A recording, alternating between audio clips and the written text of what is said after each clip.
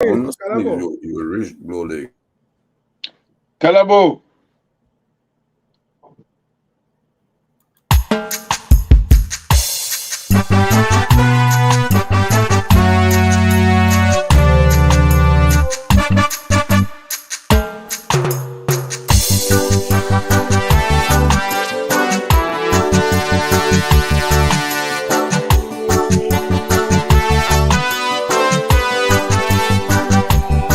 Manyoko so we ya son na namu ki agbani ba to we to money o ya do mo si afiye ya o amo manyoko so we ya son den be mu o ya ki agbani ba to we to money o ya do mo si afiye ya o ki a se pa yanju o ki se pa yanju o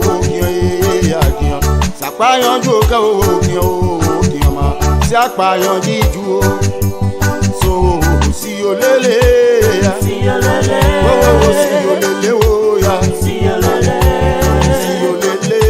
lele o ya si olele yo si olele amo manyo ko so wi ya son dan be mu Ki akpa ni ba to we to mo ni o abiyan mi do mo si afiye ya o Ki o se pa yan jiju o mama Ki o se akpa yan jiju o re son ke wo ki o ya ki o se akpa yan ju o Ki o ye ri money mo re to le se ma bembe son bi e Ki o ye ri money o e abatoni Passion même oh Qui a eu money Mon retour c'est ma même pio Hello ladies and gentlemen and welcome to yet another edition of Tough Talking Thursday on Focus on Liberia. My name is Dennis Jar and we are broadcasting from Atlanta, Georgia. By the way, the song you heard there is from the king, no, how do you call him? The basso, no, he has a way of introducing himself. So that's Cesar Gato, that's the basso king. That's the song that introduces Tough Talking Thursday. In today's edition of Tough Talking Thursday, we're going to be talking about the Unity Party. That's the Unity Party Campaign 2023.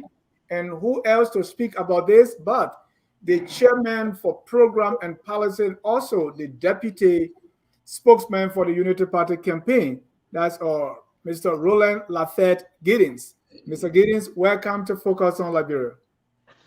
Thank you for having me. It's a pleasure being here tonight. Thank you. So Mr. Giddings is joining us from the nation's capital. We are happy to have you. Let me introduce our panelist here, Mr. Jimmy Ismail, who is joining us from the nation's capital in DC. Welcome, Jimmy. Yeah, glad to be here. Glad to be here, Dennis. Thank you. We also want to welcome someone who has worked with two presidents, Ms. Dr. Abdullah Dukle. Dr. Duke, the professor, the journalist, and the diplomat. Welcome. Thank you, sir, and I'm happy to be here. Hello, Giddings, hello, Eastman, and Mr. Greaves, and Dennis, thank you. Thank you. Let me welcome the guy who eats, sleep, and drinks statistics, the math teacher, Mr. Kalebo Gonglo. Mr. Gonglo, welcome. It looks like you're in Monrovia. What's going on? I'm not in Monrovia.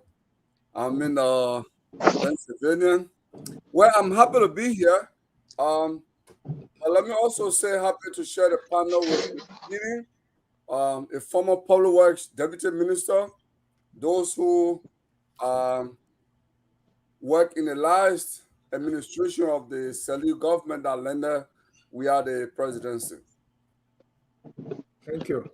Let me welcome Honorable William Gadier Greaves. Is the former Consul General Republic of Liberia, New York. Mr. Greaves, welcome. Thanks for having me, and I'm happy to be back. Yeah, Mr. Greaves have missed 2 Thursdays, and we miss you. Welcome back. Thank you. I want to welcome all our viewers from across the globe. This is Tough Talking Thursday. And by the way, Mr. Giddings, this is your first time on Focus on Liberia. We want to give you a bottle of water to say welcome, feel at home, and come back anytime. We love you being here. Thank you. Great. Okay, we want to welcome all viewers across the globe. If you have not done so already, please share the show and let's get started. Mr. Giddings, welcome. I know we're going to talk about the campaign, but plenty of things are happening. And let me start with the lawsuit at the Supreme Court. What was the update I learned today? The argument started, or it was scheduled today. First of all, why did you go to the Supreme Court and how is it going? Okay, so again, thank you for having me. Good to see Bill. I've been seeing you for a long time. It's good to see you. Yeah, Roland, yeah. Dr. Dukley. Long time, yeah. So again, the party had to do this. The National Election Commission is obligated by what the Supreme Court ruling was in 2017. The case filed by the Liberty Party and jointly, of course, with the Unity Party about the fraud in the election in 2017 that was established, though the court said it was not sufficient to overturn, the results and have a rerun. And so the Supreme Court agreed, and during that ruling that, the FFR, that is the final registration rule, should be published 30 days, before the elections. And of course, the National Election Commission has reneged on that over the last weeks or so, not to do what it was supposed to do based on what the regulation is. And so we felt we had to go to the Supreme Court because, again, when the Election Commission did what you call the due duplication, and it was established out of the biometric registration that was done, that you have people who register even 3-4 times, that amounted to almost 30,000 persons established, and on an age determined by the facial capability of the system. So it made sense that there should have been this due duplication, and if that happens, then of course the role should reduce or remain normal if it's established. But what we realized after the voter registration process, another publication was done that showed that there was some increment across different counties, which was concerning. And so because the Election Commission was delaying to publish the FRR, we felt we had to take a flight to the Supreme Court because we've written them and asked them for it because it was within the limit that was expected, or they had delayed, and we're getting closer to the election, so we felt we needed to run to the Supreme Court. And we did just that. And of course, the hearings were heard today. There's that commitment from the National Election Commission that we should get the FFR by Monday. What we did was a writ of Madama, which would compel the National Election Commission to just do her job. And we felt we should not be doing this because the Election Commission should know her responsibility. But again, since she did not do it, we had to go to the Supreme Court. So there's the commitment that they'll give it to us by Monday. Now, from Monday to Monday is 1 week. So it's like 8 days to the elections. We have to do our own analysis of the road to be sure that it is what we know it should be, especially after the deduplication process. Again, the verification of individual voters. Of course, there's an online system where everybody do not have the ability to get online to verify the registration process. It should have been published, but the argument is that, if it's published earlier, for example, it could rain and some of the documents will get messed up and just these kind of fancy excuses. But the commitment is that it's going to be given on Monday. And we are hoping that once it's given, we as political parties have to work over time to make sure it's clear out because our poll watchers should have it in the polling center to do comparison when the voting process starts. So we're hoping that that is done. But again, that is what you do. Go to the Supreme Court when you think, the Election Commission is not doing what it's supposed to do. So I understand that is part of the regulations, right, about the 30 days. But yeah. I checked the regulations and I didn't see that. So make me understand the regulations about the final voter roll. This is what it says. And then the second part of it, which is the 16.7, that many people are relying on, says no final registration roll may be altered within 30 days prior to an election, except upon an order of the Supreme Court of Liberia. it did not explicitly say that the election commission should publish the FRR within 30 days prior to elections. So where are you getting this from? Well, again, maybe the regulation was not changed, but after the ruling was done in 2017, it was part of the ruling. So as a result, whenever the Supreme Court rules, that becomes a law. It affects, whatever regulation that you may have. Possibly may have not been updated, but it was a part of the ruling in 2017 that it should be published 30 days prior to the voting day. Thank you. Before I bring in the rest of the panelists, let me play for you something that Mr. Bwaka said a few days ago that is taken. It took the Unity Party some days to clean this up. So let me play the tape and then we'll talk about it. That's why you have to protect it. If they think they will see this election, you will not allow it. Because if you do it, that's the end of this country. And we're not going to allow that to happen. If you rig the election, that's the end of this country. People see this as beating war drums. How you see it, Mr. Giddings? Well, so let me say this first. This is now a few days ago. This was spoken about in June in Banga. So it's not a few days ago. And so, of course, we are in elections now. And so propaganda is a part of the electoral process currently, especially for campaigning purpose. So that was brought to date and is out there, but it is his voice. Now, the vice president spoke in context. The vice president has been a very peaceful person in this country, has not been involved in any violence in any way.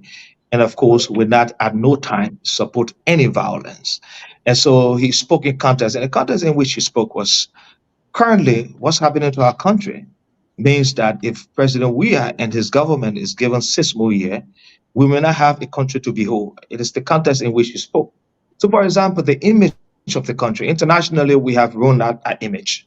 The kind of image that was built over the last 12 years prior to this government by Madame Saliv has been ruined. If you look now, currently, even with the issue of our passport, we've had several scandals of diplomatic, official, and even ordinary passport in the hands of people. Mr. Giddings, sorry. He said if it's rigged, not that when Mr. Weah wins. He said if the elections are rigged.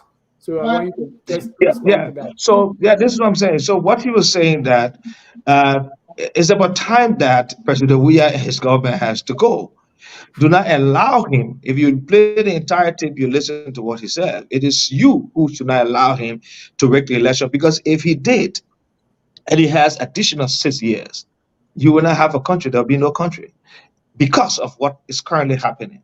Massive corruption. If he won fairly, would that still be the end of the country? If he won fairly, is that what he's saying? If he won fairly, the vice president also thinks so, because the government currently has created a situation that this country image is terrible, has dampened the governance, of the country, the functionality of the country in terms of governance. It's not working anymore. Those of you who may be in Liberia, you know what I'm talking about. Those who have worked in government, we all know what we're talking about. Also, the image of the country. Besides that, the corruption has been very massive. There's so many corruption cases now that is being supported by the government, by the president's office. People have been indicted. In fact, the LCC, you know that the LCC has been changed to something else only because the chairman of the LCC at the time was trying to get people indicted and prosecuted. And based on that, the president was not very happy about that. And so he went through the legislature, of course, and got a new LCC so that the current leadership could be removed, which has happened, and that the current LCC may not have the ability to go back on case because of the retroactiveness of some of the cases. Again, I know there's some kind of leeway in the law that can provide for that. And so with all of that, and also the drug infection, the country is overtaken by drugs. I know I work with some students 6 years ago at the AMA University who were doing a survey in sociology to look at, how drugs has affected our society. And they did a survey and identified 300 plus ghettos around the country. To date, that has even increased to almost 1,000 plus ghettos around around the country. My community where I live, 13 years now, we had nothing like a ghetto, but I know we've identified 2 here that is existing, and the security apparatus, especially the LDA, cannot do nothing about that. So with all of these that have come together in terms of what is happening to the country, in terms of deterioration in governance, deterioration in security, extrajudicial killing, professional people who work in government who may be auditing government functions. You saw on particular programs and activities, and you saw what happened to them. Mysteriously got killed, and up to now, there's no investigation that brought people to book. We had kids missing. 3 kids got missing, and even what his name Simose, who they worked for, was protected by the police. He was never called in. He was never arrested as prime suspect. So with all of these are coupled together, and what happened in terms of governance, the vice president think, if we are government, whether Rick or not, whether win fairly or not, we will not have a country to behold. I think it's in the content that he spoke, and he provided that clarity today. He spoke today. In fact, he had a BBC interview. I'm sure you may listen to it later on to know that, the context in which he spoke was not beating war drum. I listened to that, and because Mr. Walker has a history of not clarifying some of the statements, and only the surrogates will come up and say stuff for a long time. And I give you an example, the statement about the parked race car, about sponsoring opportunities, about living on loans, about no car will be stuck in the mud, and all that. He would not say something until after a long time. So, but this time he came up quickly and clarified that.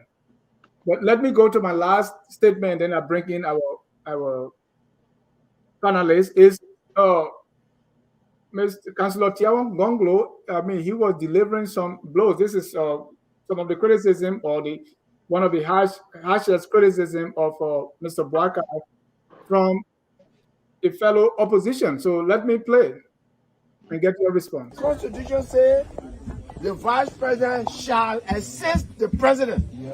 It didn't say may assist the president. So when you sit down, you don't go assist the president, you want to benefit from that. That negligence of duty.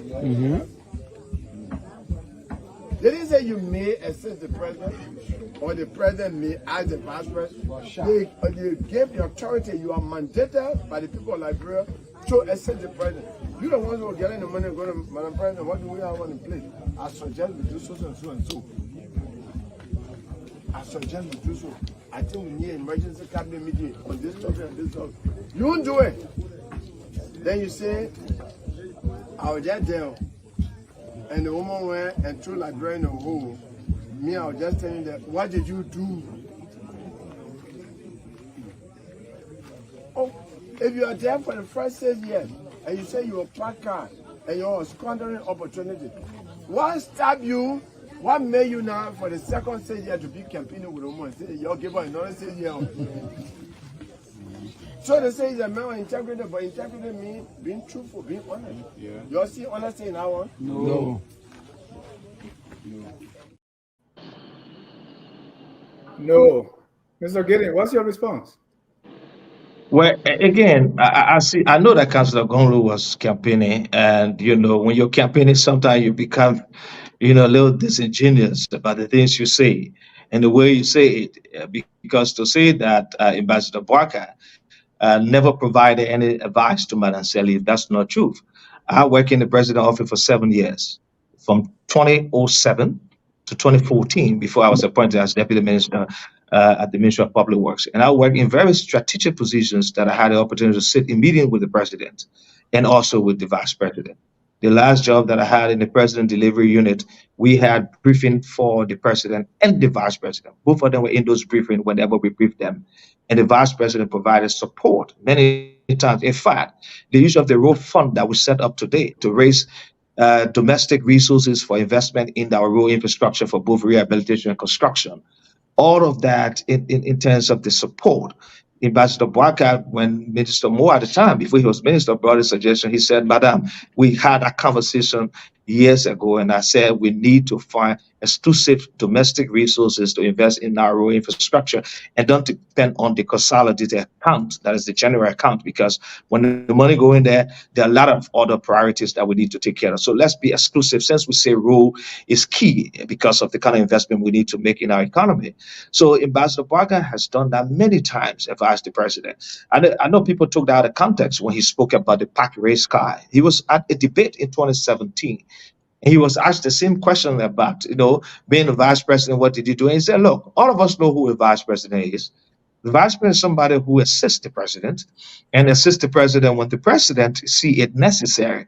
I heard Councillor Ganglu say, you go to the president, say, Madam President or Mr. President, what can I do? A vice president cannot do that. You start to look very ambitious if you do that. And if he was a vice president harassing the president every minute, what can I do? What can I do? Without the president requesting sometimes your support for certain things, then there is a problem. Of course, if you have suggestions, you can suggest to the president, which the vice president did many times that I'm aware of. But what he said was that I was a pack race car, meaning that put me on the track. Now I want to be president.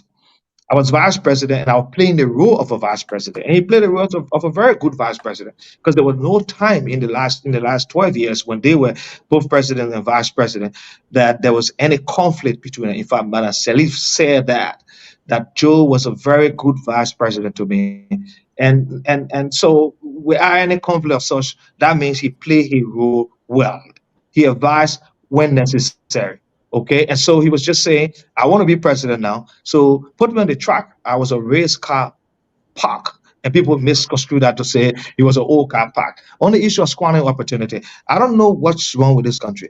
If people try to be sincere, then it's like it's a problem.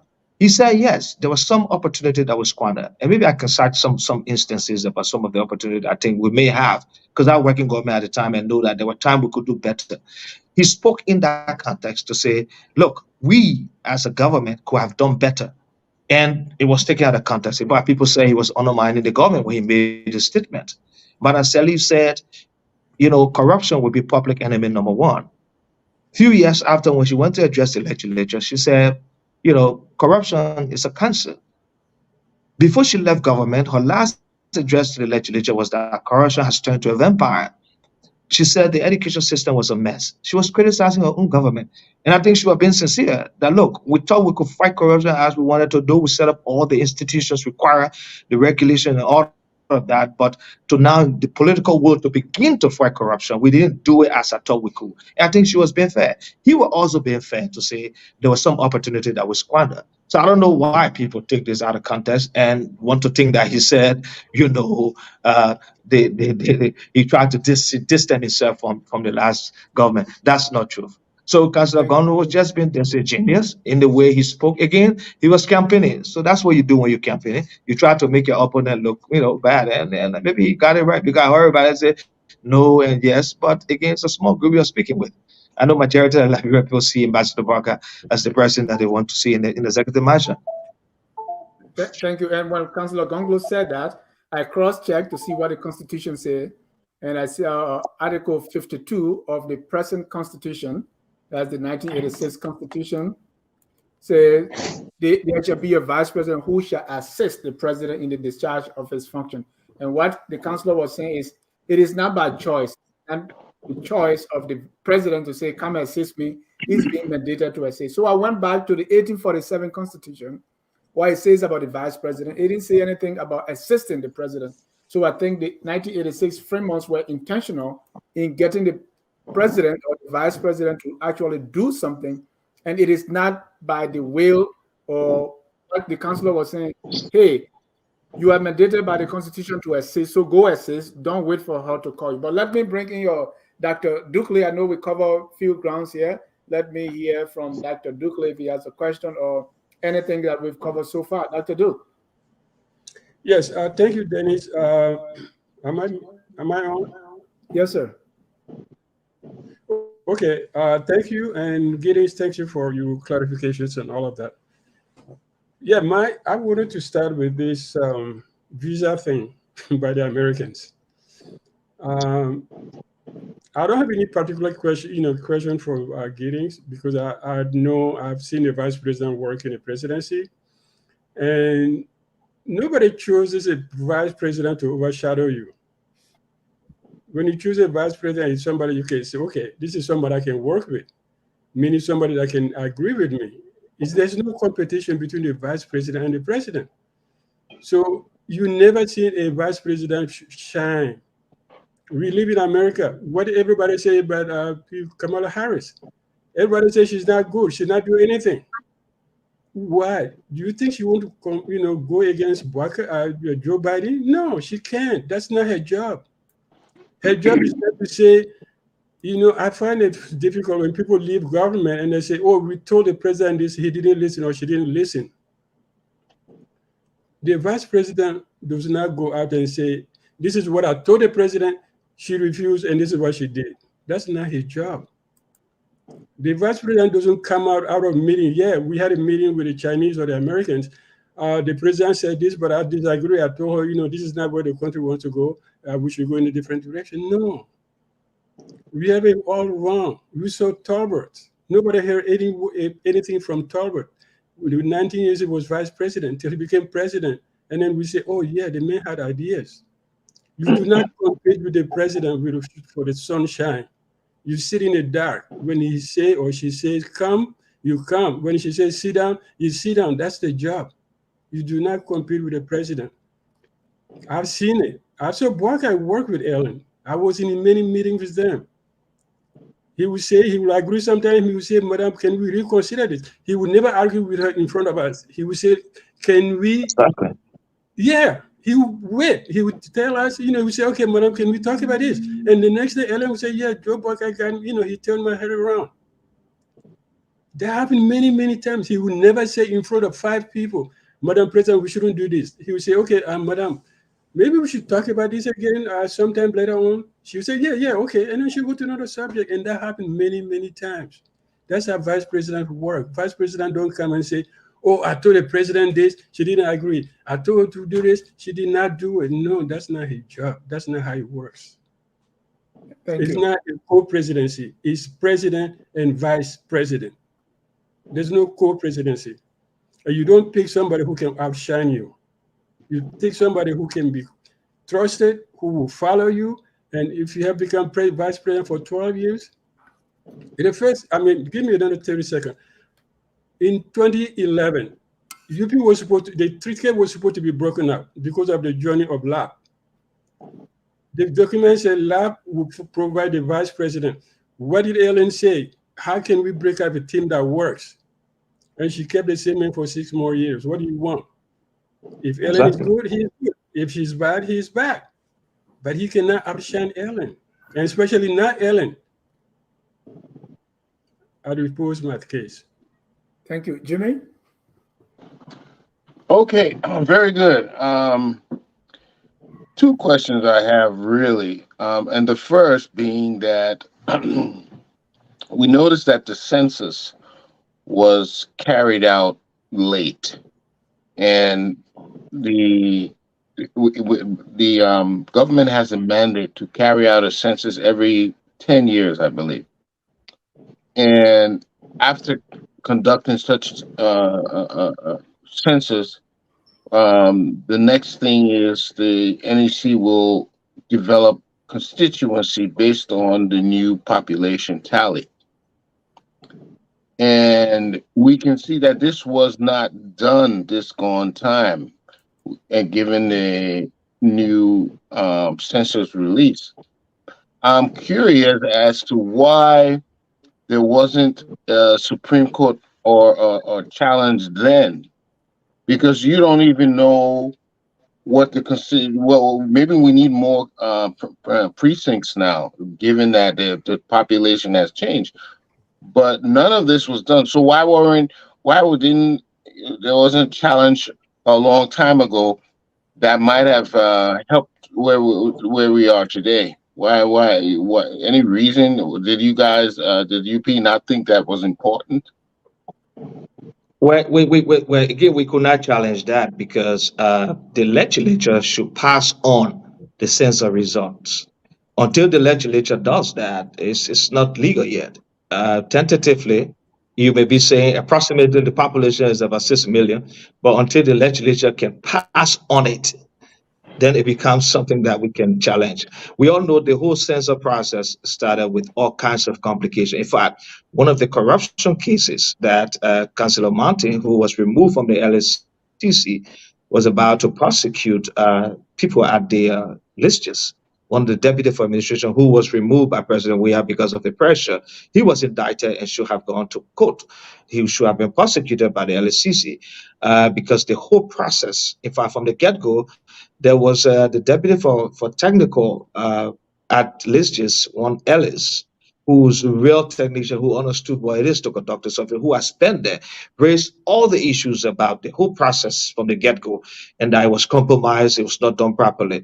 And that showed up in the sense of results, because some of the results that came from places was just unexplainable. You can explain why, because if you look at the indicators that influence growth in those particular areas, the pull factor and all that. Somewhere like Grand Crew, if you see growth rate, Grand Crew almost 100%, it's almost impossible. What should influence that? If you look at the census that was done in terms of the infant mortality rate and all of that birth rate in those areas, the health census that was done was just a complete variance to what the census shows. So that report has not been passed on by the legislature. So there's no need to run through the Supreme Court because the National Election Commission is not even using this. So they had to continue with the old demarcation that were done since the census that was done in 2008. The same demarcation is what they're using today. So there was no re-demarcation of the districts and things. So we couldn't challenge anything because the census currently is not that legal because the legislature has not really passed on it. Oh, okay. All right. And then my second question, even though the VP Buckeye made that statement that we squandered opportunities, did he specifically say what were those opportunities and how would he do things differently? So again, on the issue of talking about opportunity that was squandered, again, that's one thing that I know about that he mentioned. Madaseri visited Japan, and there is a philanthropic in Japan who is he has some a disability. He's like I don't want to say handicap, but yeah, he is. He is a disabled person, but a philanthropy with some money. He promised us to set up um, a dialysis center at the GFK years ago, and the vice president was aware of that. That center could not get set up only because when the president returned, those who were responsible to follow up did not follow up. And today it just got set up in this government by the same funded by the same philanthropist, but was delayed. And the vice president was aware of that. That really did not happen, not because the person who committed to do that refused to do that, but because there were lapses in certain units in the government, the president office, for example, at the time. It was before even the president. That was why the president delivery unit was set up where I worked lastly before I went to public work, to be able to follow up on some of the commitments. And so he was just saying there's so much that we could have gotten that we did not get to happen, and he was being fair. Now, what he's suggesting now is, look, having served in the government for 12 years as vice president, the vice president have seen what works. He has also seen what did not work and why it did not work. So he thought about making it to work. It's simple. And some of the structure that we used in the last 3 to 4 years before the the elections and saw that things were improving, especially like I said, setting up what you call the President Delivery Unit. This is a unit that was set up by the Tony Blair Foundation, the African Governance Initiative. He did that in Sierra Leone, and he suggested that to Manasseh in Liberia. So I work in that unit, and that unit was, specifically responsible to follow up, troubleshoot big projects, follow up on anything that the president may have done to make sure it gets implemented. those who should finance it make sure they finance it, cross-cut with the different sector ministries and agencies who are responsible to make sure there's no delay. So the vice president is not going to reinvent the wheels because he worked in that government and the government was successful. I mean, the Unity Party government was not a perfect government, but where we met the country and where we left the country, I think it was good enough because if we start to look at the records as to what the state was in 2006 when we took over, you agree with me that by 2017, what was done and what was left in the pipeline in terms of big projects. And that's what this government is now boasting of. Most of the projects that are coming now online that are, creating the kind of investment and the kind of support to spur economic growth, especially the big infrastructure projects, were projects that we already paid for and got funding for, did feasibility studies, did a project document, got contractors to get done, and now it is online. So you can say that, the government was not perfect, but the government did a good job. And so the vice president is not intending to reinvent the wheel, but to just improve on what was done and look at some of the things that were not done rightly. For example, in our platform, we're talking about reordering the way we manage our natural resources in terms of extraction. We do not think it makes sense for us to continue to allow big multinational companies to extract our resources without any equity. We look at the example from Botswana. Botswana has become, one of the richest countries in Africa because of the way they model the extraction of the James diamond out of Botswana. They make sure they got equity in the investment. So take example, we have ArcelorMittal that takes so much out of the country. We get down more than 100 million for ArcelorMittal in tax royalty, both corporate income tax and royalty. What happens if we have equity in ArcelorMittal? 30%, 40%, and then we're able to get some of that benefits from our natural resources. He see that differently. He thinks the old way we have possession our resources should not happen, and that's something that we're going to address. So we are not going to reinvent the wheel. We're going to improve, what we've done over the last 12 years to bring the kind of benefit that we need to see in improving the economy and social economic development overall. Thank you. Honorable Graves.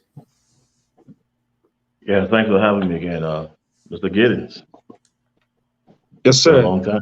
Yeah. Yeah. All right. Yeah, it's been a heavy load for me this past week. I kind of like, yeah, now I'm back. Yeah, like I know a lot of the challenges and situation faced by the previous government that someone have rolled over to this current government. And somebody you serve right now, the former vice president, who happens to be somebody we all know, an individual, a personality that we all know very well. Um, I think the problem here is that it's not everybody in the public that know him like you would know and rightfully report and explain some of the comments and statements he would make. We know better what he stands for. But when you're in this position, especially as opposition, and you're making these kind of public comments, it gets misconstrued, and the people out there who are the followers will not understand in detail the concept or the perspective you're speaking of. And it takes time to clear. Like now, you just spend almost all of your time clarifying all those statements and comments he made. And like me, when I hear that, I'm thinking in literal terms or metaphorically, which means violence or um, a disaster, something that will bring the whole country to an end, shut it down because I didn't get my way. And that is not the kind of individual, it's not the kind of personality we know of the vice president. So making those kind of comments, you can understand how people are taking it because people will look at him as being very measured, level-headed, and then there's kind of utterances coming out. It's not easy. I mean, you're trying to clarify, but I can tell you, one or two of the calls that I received from back home, people are panicking and they are panicking because of this situation. It's unfortunate that he had to be in the middle of it. And friendly speaking, I will speak to you as a like we go a long way, and I will not use that to like and not really give my perception or give you the clear mind understanding of what I think or what I feel from back home. Also, on the issue of being a vice president and have assuming responsibilities in assisting the president's duties is something that we all know what it is. Okay, to assist the president's duties, you're almost like ceremonious head in our role. You're um, But when you come in this limelight, when you come to the public and try to disengage or disassociate yourself by making comments, and then you're inviting questions, you're inviting people to question your credibility and what you stand for. Because if I work with an institution and I work as number 2 in command, I mean, literally, we all know what the roles are. We know exactly what the functions and responsibilities are. But if I come out and start making such comments as though I was there, but I was not really manning the fans. I was not the decision maker. I was not in the front seat. So the things that happen, and I can bounce that story with some of the challenges and some of the outcomes, because people want to know. Okay, we have some challenges, like you rightfully put, Madam Sirleaf, President Sirleaf. She will talk about the challenges in government, but she will also talk about progress being made, all of the good deals, and she'll talk about how far we've come and how far we're going. So that serves as encouragement and upliftment. But if you just stay on one side of it, then you're inviting questions. You make yourself vulnerable. So people who are asking these questions, like Councilor Gonglo and everybody going, because I mean, it's rightfully speaking, it's political as well, but it's also sincere, because people want to know, how are you balanced? You are going for the mentorship to be the number 1 of the country. You want to be the leader. How measured are you? How balanced are you? Are you going to fault everybody for every decision you make and all of those things? So I just want to know how and you're missing good points. Let me not pass that. You're missing very good points trying to clarify, but I can tell you there's more to that. There's more you need to do, because that comment was very strong and powerful, and it has resonated with a lot of people. And that some of them wouldn't have the opportunity to sit here and hear you explain or try to at least clarify some of the things. So I just want to know, how would the VB think of things differently in concrete terms, and how simple it would be if he takes over now with all of the problems we face, all of these things you just lay out. In every country, that problem, everything. So we know that is obvious. So what are the platform? What are the things that are concrete, in concrete terms, that he thinks can help and us walk out of these? Because what I read in your preamble, it was very questionable. So I'm waiting at least to hear something completely different that the VB is running on that platform, those message, those things that he wants to do for our country to change. I would say enhance what is there, because people are there. So that's it. I will stop right there. But Honorable Greaves, you said some of the things were questionable. Can you give some examples, at least for 30 seconds? Yeah. Oh, yeah. Maybe that way. When I read the preamble, I saw a lot of buzzwords, and then phrases like that didn't connect, that didn't resonate, or was not in the context of what we face in Liberia, like social justice. I found it difficult to understand what was social justice, because it's not applicable to our country. Sustainable development. I don't know what is sustainable development. It's nothing to me. You're either undeveloped, developing, or developed. There's nothing called sustainable development. It is on the front page of the preamble, and there were some other things I will go back to, but those two, social justice, where we do not have a social system in Liberia. We do not have a communist system. We do not have unions. Liberia is not a welfare state. It's a free enterprise state. So I didn't understand what the concept is. That something you're telling us? Is something new you're introducing to Liberia, trying to change the scope to a social system, or what? Because social justice is just buzzwords, nothing. I mean, practicing other countries that practice some form of welfare system or socialism or what have you. But I know the justice system on the rule of law. That's what Liberia wants. So we want to enhance the security sector to make that more enforceable on democracy and the rule of law, justice. Thank you. Mr. Giddings. But again, okay. So I think, since you mentioned two things, let me speak to that. I think you're misunderstanding what we say social justice, what we're talking about. Don't forget, constitutionally, every government is responsible to provide basic social services and also basic social welfare for its people. So basic social services, for example, all Liberians are entitled to education. So in terms of the basic social infrastructure, hospital, schools, health clinics in the different villages and town, health centers, safe drinking water, for example, those are social services that should be provided to our people.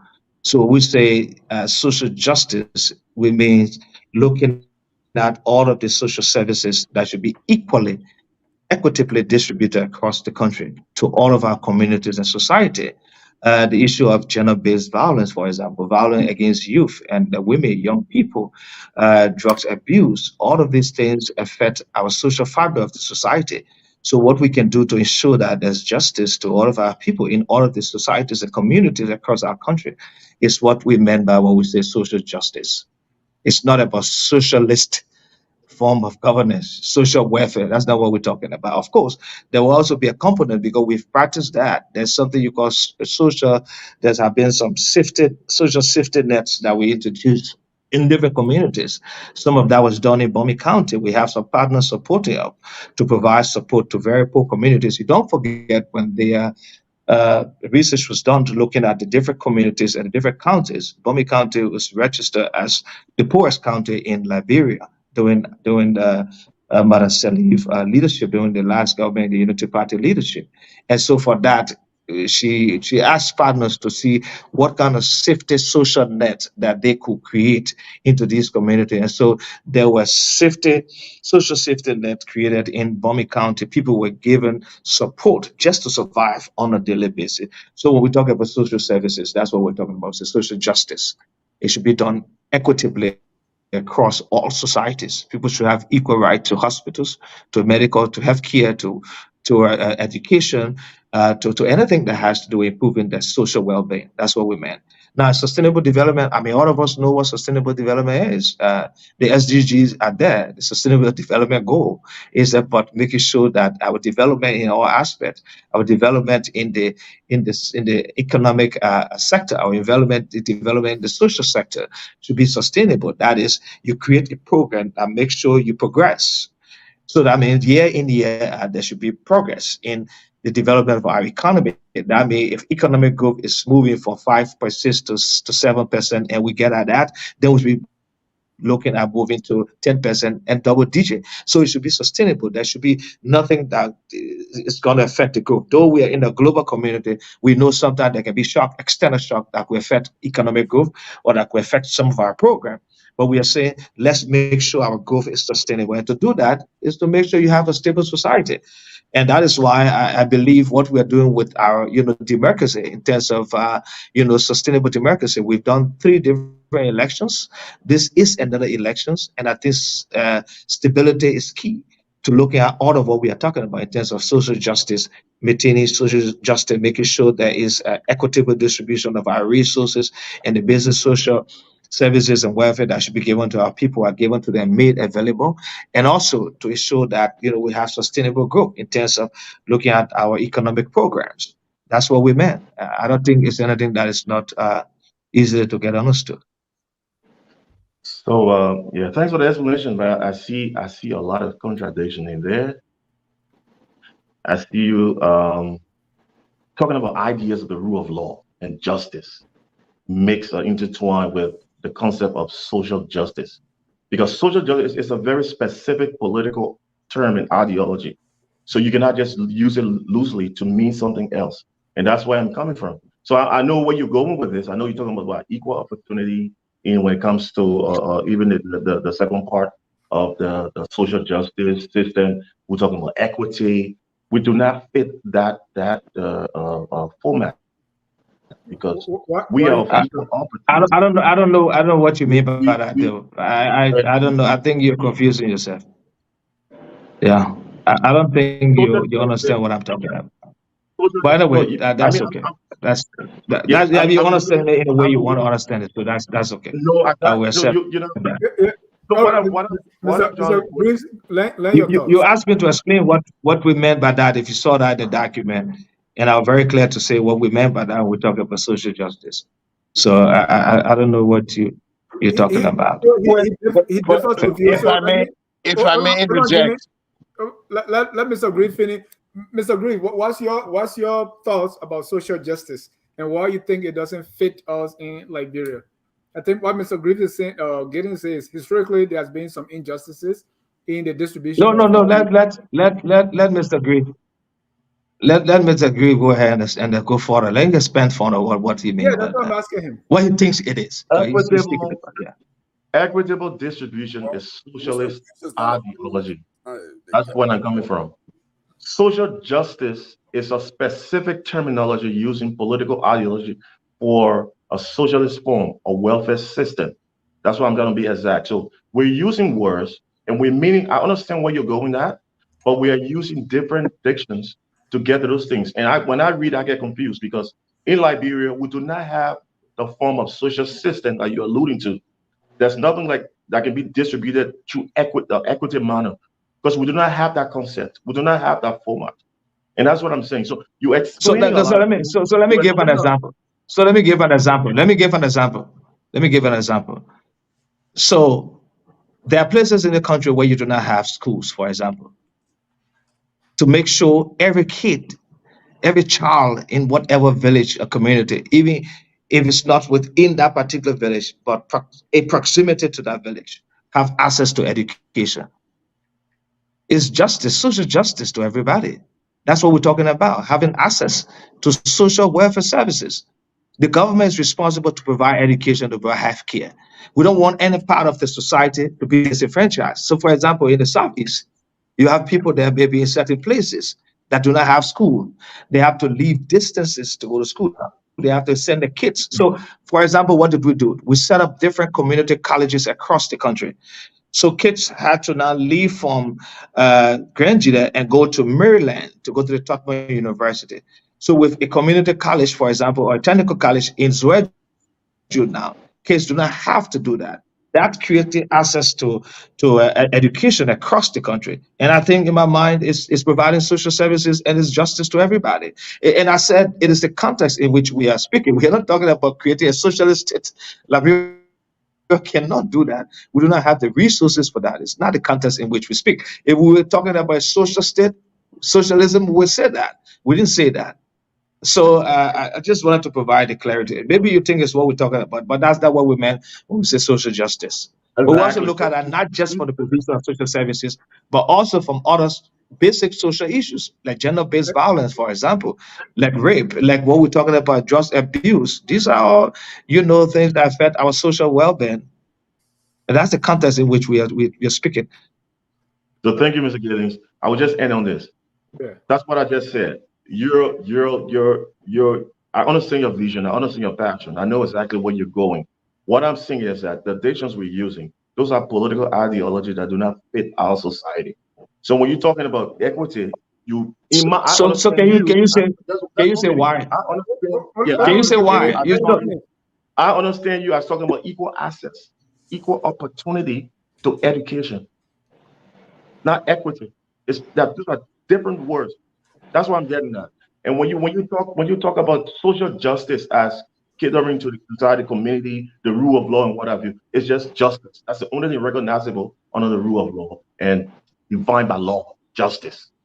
So we do not have that system because when we start bringing the contradictions and political ideology from different framework, then we start confusing our people. The people don't understand these things we're talking. But I understand. I know the direction you're going with it. But you're just using these dictions that do not fit our society, and that's where I stay. Thank you. Equal Well, I opportunity, disagree. equal access is what equal distribution is on equity. That's I the I I I, I, system. Thank I you. disagree. Let's move along. Let me give chance to Mr. Kalebo Gonglo and Mr. Giddings. You will have more opportunity to respond. Mr. Gonglo, you got to drink water first. Dennis, I always drink water. Okay, so thank you for the opportunity. Let me say good evening again to Mr. Giddings. Um, I have two questions, but then Good evening. I'll have comment to make because I have disagreement with some of the things you said so far. So I'll start with my question first. When you dispose of my questions, then I can maybe comment. I can state my disagreement with some of the the opinions you have expressed.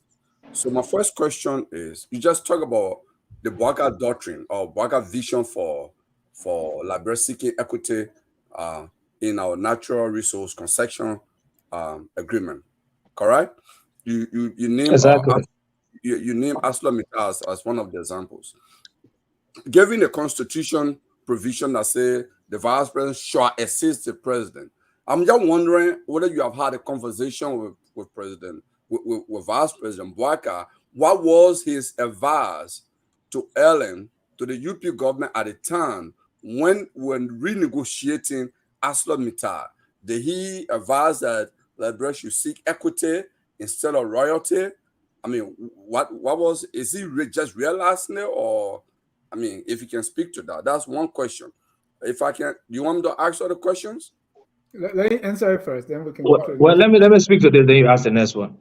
Okay, look, and one thing that we all need to understand: when we came out of the crisis in 2006, we did not have the opportunity to negotiate some of our concessions the way we were thinking about it now.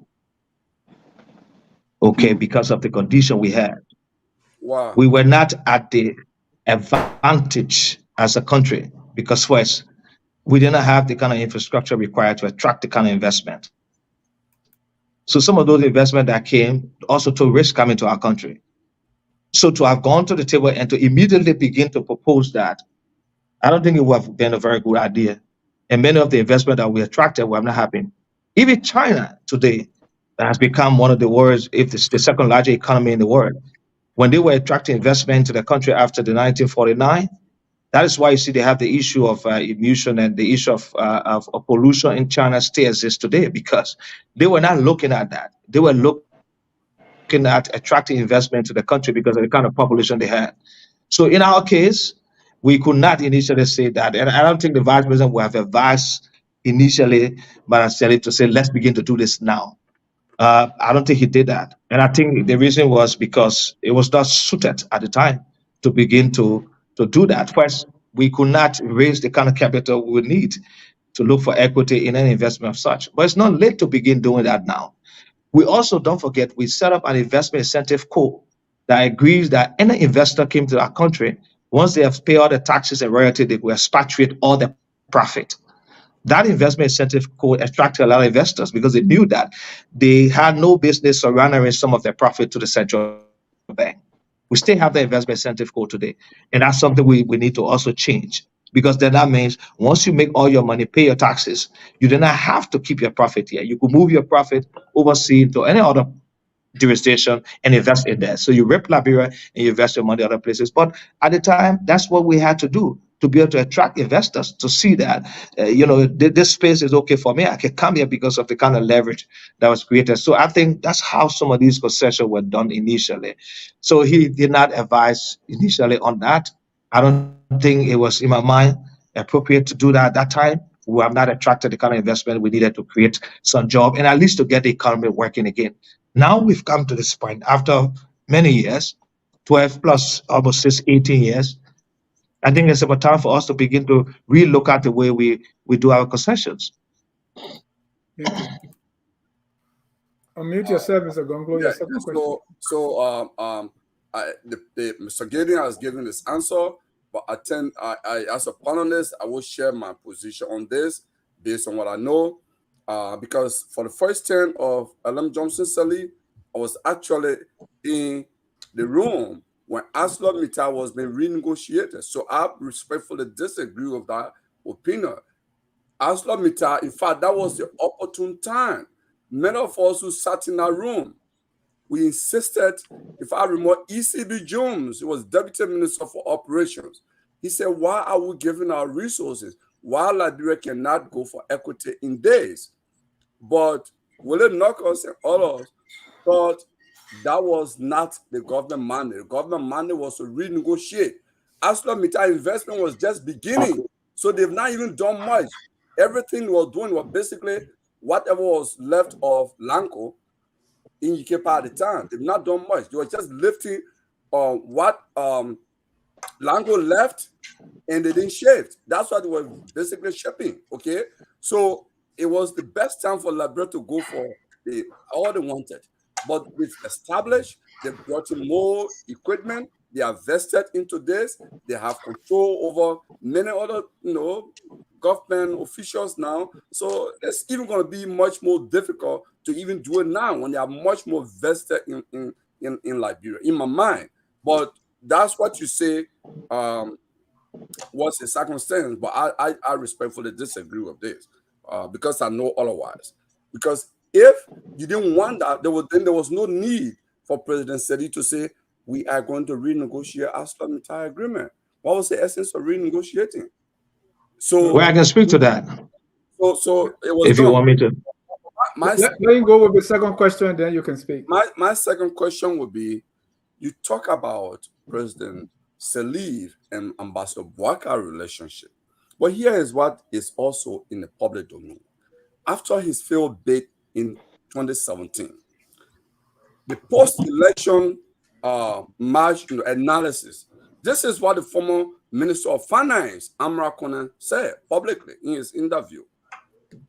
He said there was the conflict between President Salif and Vice President Bouaka, and he tried to salvage it, to negotiate both of them to come together. He said he brought them even in the same room, but he went out to talk to Vice President Bouaka one-on-one. Ambassador Bouaka told him in that conversation that he had 17 counts against President Salif, grievances against President. In fact, quoting the direct, he said, the Vice President told me he has 17 count grievances against President Salif. And I asked him to give me a copy of the grievances so I can take it to President Salif. He refused. So based on this, based on what you narrated as their cordial relationship and working that, what can you say to the revelation Amra Konan made? What can you say? So let me go back. Let me go back a little bit on the ArcelorMittal investment thing. Like I said, at that time it was not appropriate, and the reason why it was renegotiated was that they were looking at some of the assets that were negotiated in the first deal by the Judy Bryan government, which was, for example, like access the track. The track was a part of that negotiation that ArcelorMittal should have exclusive right over the track and other facilities. And Madam Sedi felt it makes sense because the track was a national infrastructure. ArcelorMittal should not have exclusive rights. So that's some of the basis. But now I can tell you now it's better because you know why? She have a lot of investment here. She put a lot of money on the ground. She reap a lot of profit out of here. When we get to the point where there's renegotiation, we can ask for equity. She will not leave because she has a lot of investment here already. But then she had nothing much on the ground, so pushing that may have stalled some of it. And I think it was the basis on which the president felt you can't start asking for that now with the kind of conditions you have. No electricity. All the investors have to generate their own electricity now. Access in terms of road accessibility to the concession area is so difficult. You do not have the kind of skilled people in the country in terms of the kind of skilled people they need to hire. They have to bring in expat. All of that was, part of why you couldn't be asking for that at the time. Now, on the issue of the counts, again, it is Amara's word. The vice president did not give him any counts, I haven't seen that, any 17 count or whatever. I haven't seen that, so I can't really speak to that. But let me say this. I know that Madam Salif, before she left office, one of her last interviews said, she was asked on the Prime FM show done by the late Mamati Jakete. Maybe you've seen that video. Who was best to replace her? Who was best to replace her? And she said, well, Joe. Joe has been a very good, assistant to me. I think he's competent. I think he has the qualification. I think he has the leadership to do this. And I think Joe should be the best president to do it. Now, I know we all know they fell out lately towards the elections. And some of the reason why, some of us know some of the reason why, some of you know some of the reasons why, and again, sometimes people are like that. At times they will have some divergence, and they had a divergence when he was finally the standard bearer for the party and was making the call for his running mate. I think that's where they fell apart on that issue. So on what Amara spoke about on those counts. I haven't seen it. I haven't heard about one of them. So if you have it, you can display it. We'll talk about it. But until then, I can't really speak to those counts. I haven't seen it, and I haven't heard of any one of them. Well, Amara spoke openly about that in Monrovia. I was there, 2018. He spoke openly about that. So I mean, yeah, this was I haven't heard it. I don't remember it. If you have the counts, you can say some of the counts. Then we can discuss it. In fact, Amara claimed that he was writing. Probably Dr. Douglas may be aware of Amara in the process writing his memoir. You know, you said he was going to put these things in it. You know. He said, but Mr. Gonglo, can I say something before you say my name, that I might know something about this? You know, it is so difficult to be in some position sometimes. It takes a lot of maturity.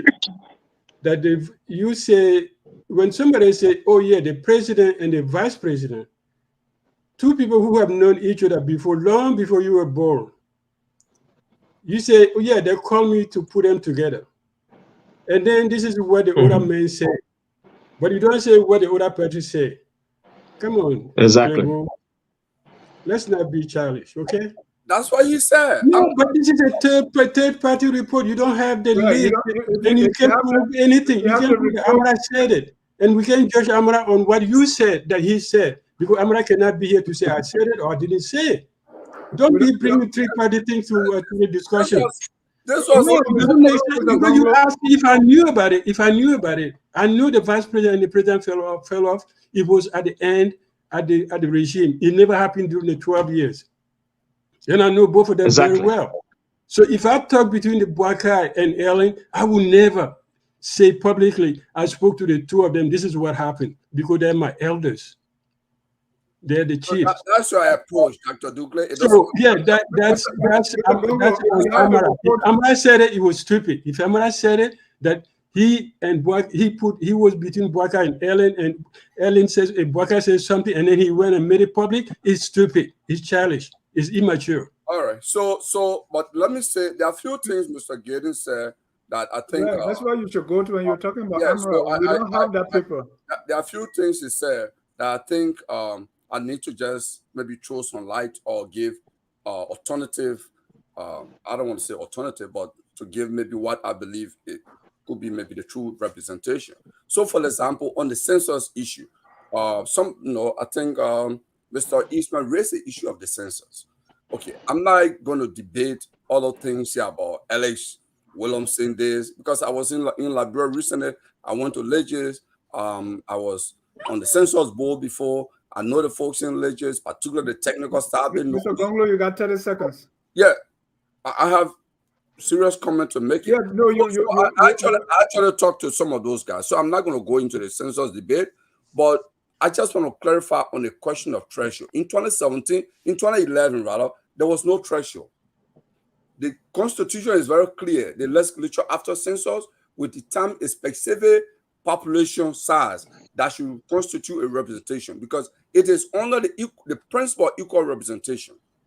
In 2017, in 2011, Mr. Giddings knows the senators and representatives from the smaller counties stood up firm that no county shall be reduced to a one constituency.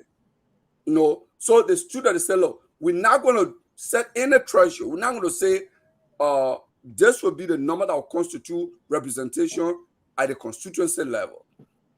With smaller county, we said they should have 2 representatives, and the bigger county we can just give them any number 1.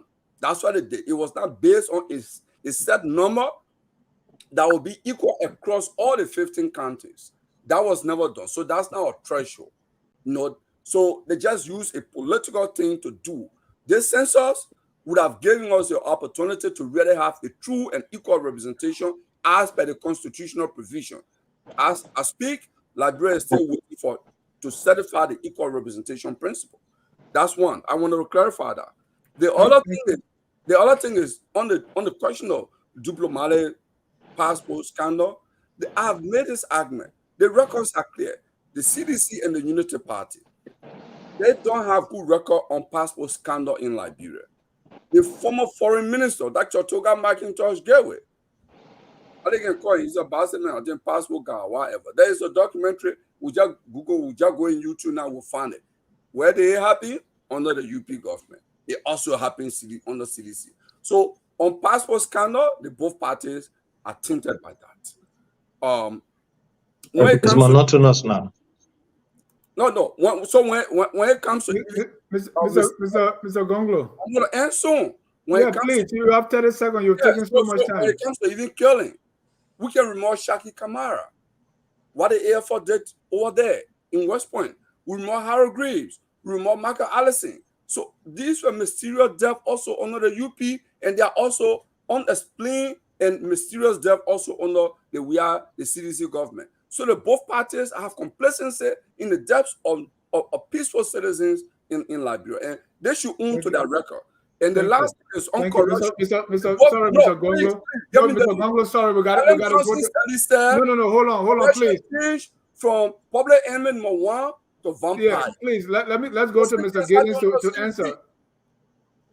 Let me go to Mr. Giddings to answer. You've taken almost 10 minutes now, Mr. Gonglo. Mr. Giddings, let me get your response. Go ahead, Dennis. I know you don't want me here, no problem. Okay, I know you said he was trying to provide clarity on the issue of the census. The only thing I said, the legislature has not acted on the census results, and I think it's because of the compromise of the census, the way it went. So until then, we do not have any, legalized, population size, and the, redemarcation cannot be done. So until the legislature acts, the National Election Commission acted on the old demarcation.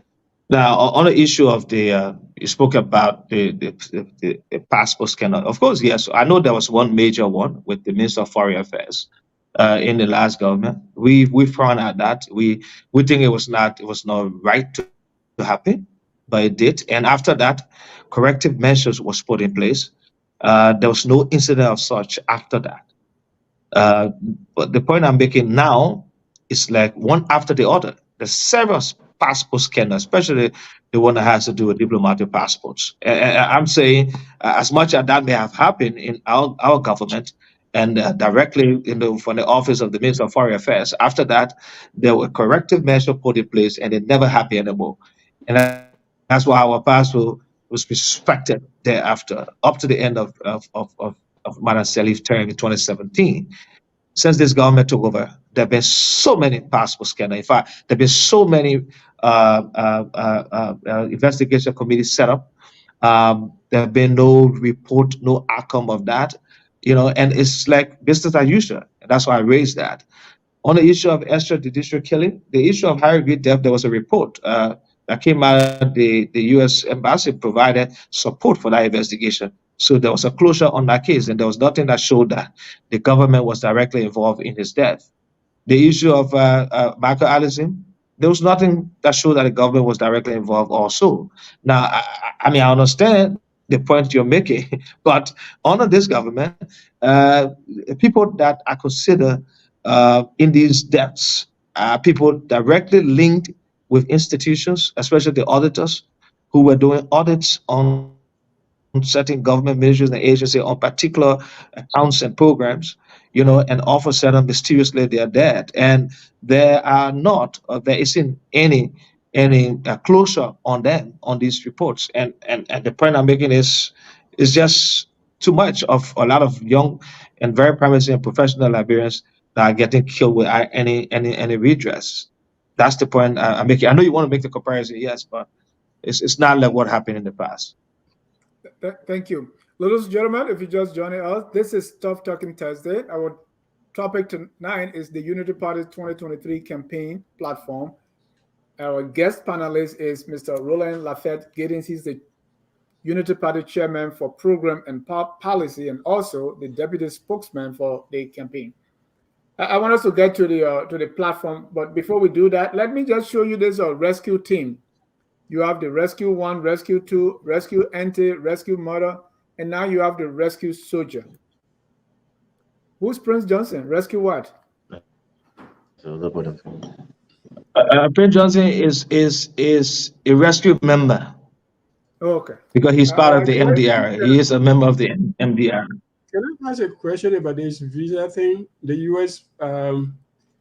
Threatening to impose visa. Do you think that is addressed to things that Prince Johnson said, or is it possible that Rebecca said, or is it something that you think is What he said. towards the government or something like that? I'm just, what is your position on that? When you heard it first, what was your reaction? I mean, personally, I think it's a shame that Liberians Well, will I be. think that's. Hmm? Yeah, I think, look, and in fact, we welcome the U.S. government policy on the visa restriction. We welcome that as an opposition political party, because if you read the policy, you read the different points mentioned in there. Most of those points mentioned in there is about elections. Is about elections, clear on elections. First, that anything that looks like the election will be manipulated in any way, those responsible will be sanctioned. Also, anything like someone trying to rig the election, of course, will be sanctioned. Anything like people being disenfranchised from voting, from participating in the elections, from gathering as a opposition or a political party to get involved with the elections, for example, will be sanctioned. So anything that looks like you're trying to disenfranchise anybody relative to the election will be sanctioned. We welcome that. Also, anybody who tried to create any kind of instability that will cause the election not to happen, for example, will be sanctioned. And I think the statement from the Americans came as a result of all that's happening now. Oh, the National Election Commission, has not to date published the FRR. We have to go to court. There are statements from opposition leaders about elections may likely be rigged because of the way the election commission is proceeding. So yes, we welcome the statement. We as the opposition to that thing is a terrible position. We know that the Americans are concerned about governance here. Last American ambassador was here. He raised issue on so many governance affairs in terms of negativity. He toured this country and went to health centers and realized that money that were allocated or budgeted for these different health centers did not receive it a whole year. Some of the health facilities and clinics have not received medicine. They have not received any health supplies, and people do not have access now to health services across the country in many of the rural areas. So with all that which is happening, and also the issue of corruption, where people are Right. accused of corruption, some are indicted, and they've been stopped to get prosecuted by the LCC. LCC have been dissolved and reorganized and all of that. So we welcome it. For me, as a political party, Yeah. I So think, our I, position I is want that us go back.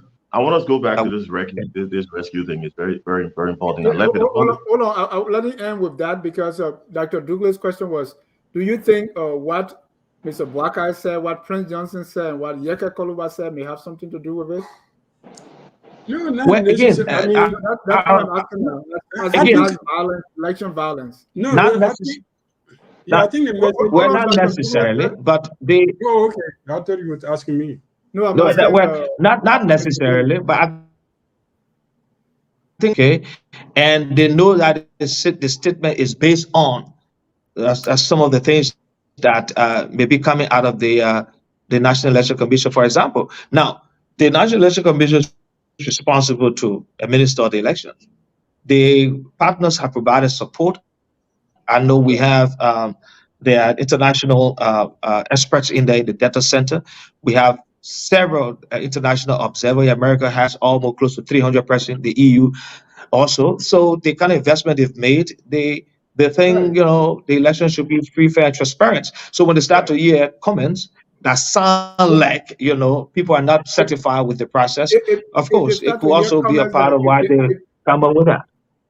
if they hear comments like we'll go in the bush in case the elections are rigged, or someone say if the elections are rigged, that's the end of the country, or somebody say, and all these things, you think those statements are harmless, and that is not what is causing the U.S. to say those things. No, it's not the real reason. It's not the real reason Okay, for but partly. why the U.S. is saying that. But All right, thank you. the U.S. is aware that when you hear the kind of statement, then there's something that may be generating out of the elections, because the whole thing is about the elections now. And so that putting some pressure on the national election and others to do what's required, let's issue this statement to make sure everybody do what is right. Because if the election commission does what is right, nobody's going to go in the bush. I don't think those who say they want to go in the bush really mean that. They're literally speaking. But if you try to rig an election, it's established that you're doing that. We all know what happened in 1985 when the election was rigged, and nobody wants to go back to that. So when you see the National Election Commission not doing what she should do, then it should be concerning to everybody. And I think the Americans are also concerned about that. Thank you. I want us to touch on this policy issue before. Yeah, could I just ask a quick question when it comes to that? Hold on, Jimmy. You have 10. Let Mr. Honorable Greaves do his 10 seconds. You do your 10 seconds before we, and then Caleb will do his 10 seconds. Then we go to the policy. 10 seconds. All right. Yeah, I just want to say, this is collective. This is from all parties. I mean, and most vociferously, you hear from the opposition group this threat of violence, the threat of threatening our people in our country for civil unrest and all of that. I don't think it's helpful, and I think there should be a way, a mechanism for us to work together as a team. I think if you use your trump card right now, so your child who cry wolf all the time, when the real wolf is coming, and then everybody's off guard. I think running the Supreme Court and what have you, every political party should be mature at this juncture to have groups and a committee that can sit and dialogue with fellow political parties, whether opposition or what have you, and NEC and what have you, to harmonize some of these things. Because many things might be just common, simple issues that can be resolved. And we just go using our card, using our energy, our resources, running the Supreme Court so early, it shows some form of weakness. It shows some form of different thoughts in mind. We are preempting things, talking about election breaking, all those things. Those are not utterances that should be coming from anybody at this juncture, in my opinion. And it brings me back to this question that was just raised. When we're talking about rescuing Liberia, is that, for me, it sounds so juvenile. When I hear a major political campaign and their goals and achievement is to rescue Liberia. This is why they're in the race. Rescuing Liberia from whom? For what? And then why in a serious situation as this, as being an alternative, affirmative to the leadership of our country, we're talking about mother rescue, rescue auntie, rescue mother, rescue this person, whatever. It just sounds to me like things that you were doing in kindergarten class, like juvenile, even that. Because we should be taking, the Liberian people should be taken seriously, Giddings. We are professionals. We are people who know exactly what we want and what we want. All we want is sustainable growth, economic. We want opportunity. And we can fend ourselves. We don't need those kind of connotations, those nomenclatures as our mother and whatever. It makes our country, our process look so petty, in my opinion. So what are we rescuing Liberia from? Thank you. Yeah. Yeah. I will be very quick, succinct. So you want me to address that? You want me to address that before you come? Yeah. So again, I don't know. Bill, maybe you're not a politician. You're a diplomat. Continue to remain where you are.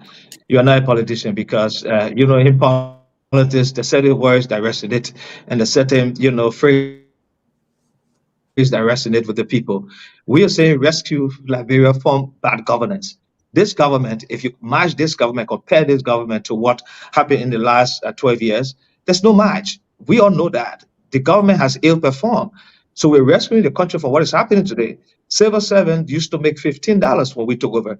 We took the least civil servant pay to $150. This government came and slashed people pay by almost 67, 68%. In an economy that was in recession, in an economy that you had inflation almost 30%.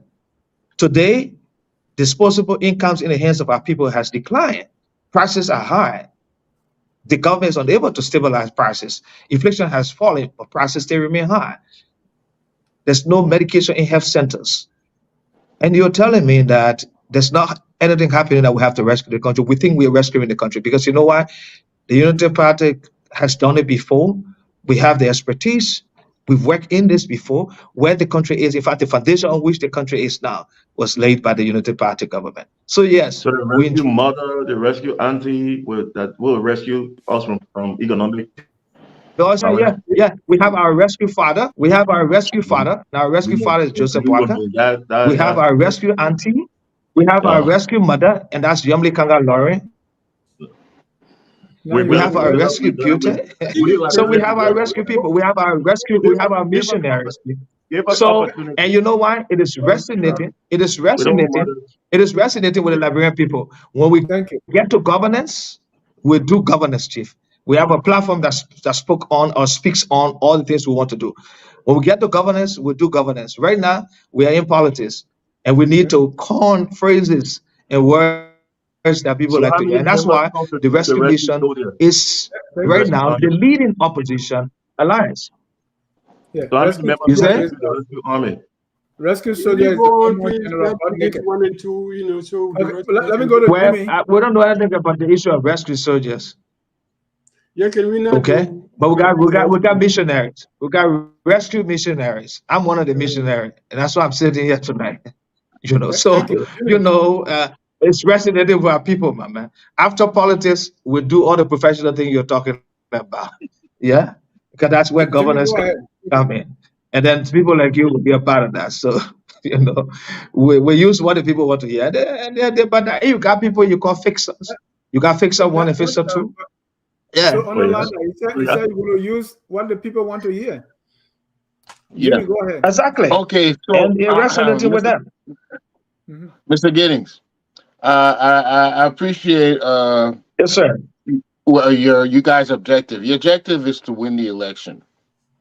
But as a concerned Liberian, I'm more concerned that Liberia will actually be in a better position, not just winning an election. Winning an election is just getting a popular vote, selling your idea. But the actual emergence of Liberia out of the doldrums of poverty that we find ourselves in require much more skill and knowledge and engineering. So my question to you is, as Americans are very involved with our whole country, where we hear them are going to issue sanctions just to keep our democratic process transparent and clean. But I've observed over the time that for any small matter, we run to the American embassy. We have our senators elected by the people to represent it. Even they go to the Americans to complain as if they are our parents. That's how it looks to me. I want to ask you, what is the VP Boakai policy on this unsavory dependence on America for even making the slightest decision in the affairs of our country? That was the intention of my question about this visa thing. Well, so let me say this. I mean, of course, under the fifth pillar that we have, which looks at governance and rule of law, we look at the issue of our foreign policy. Now, nobody can say to me that, we do not know the kind of relationship that we have with America, and we do not know that the kind of influence that America has on Liberia. What is it? But again, America will not just tell you what to do if you cannot, demonstrate leadership. I think if America is telling you too much, like they've done a lot to this government, they've told this government a lot to do. When the government should have taken decision, when Americans speak, then before they take decision. Okay, when the three government officials were sanctioned recently, they refused to act to allow them to relieve them of their positions until the Americans, to understand, spoke.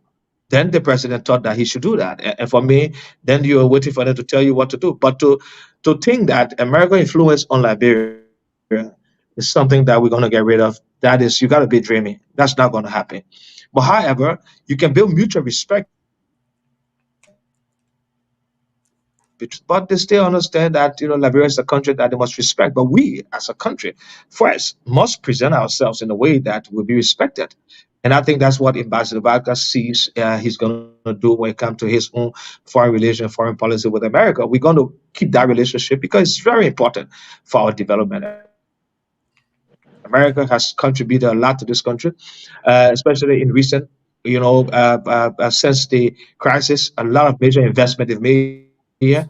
The Mark Offit final investment that took it to $88 million, which is grant of $256 million. Not just in infrastructure. There So are what other is VP investment Barker going to that do they've made.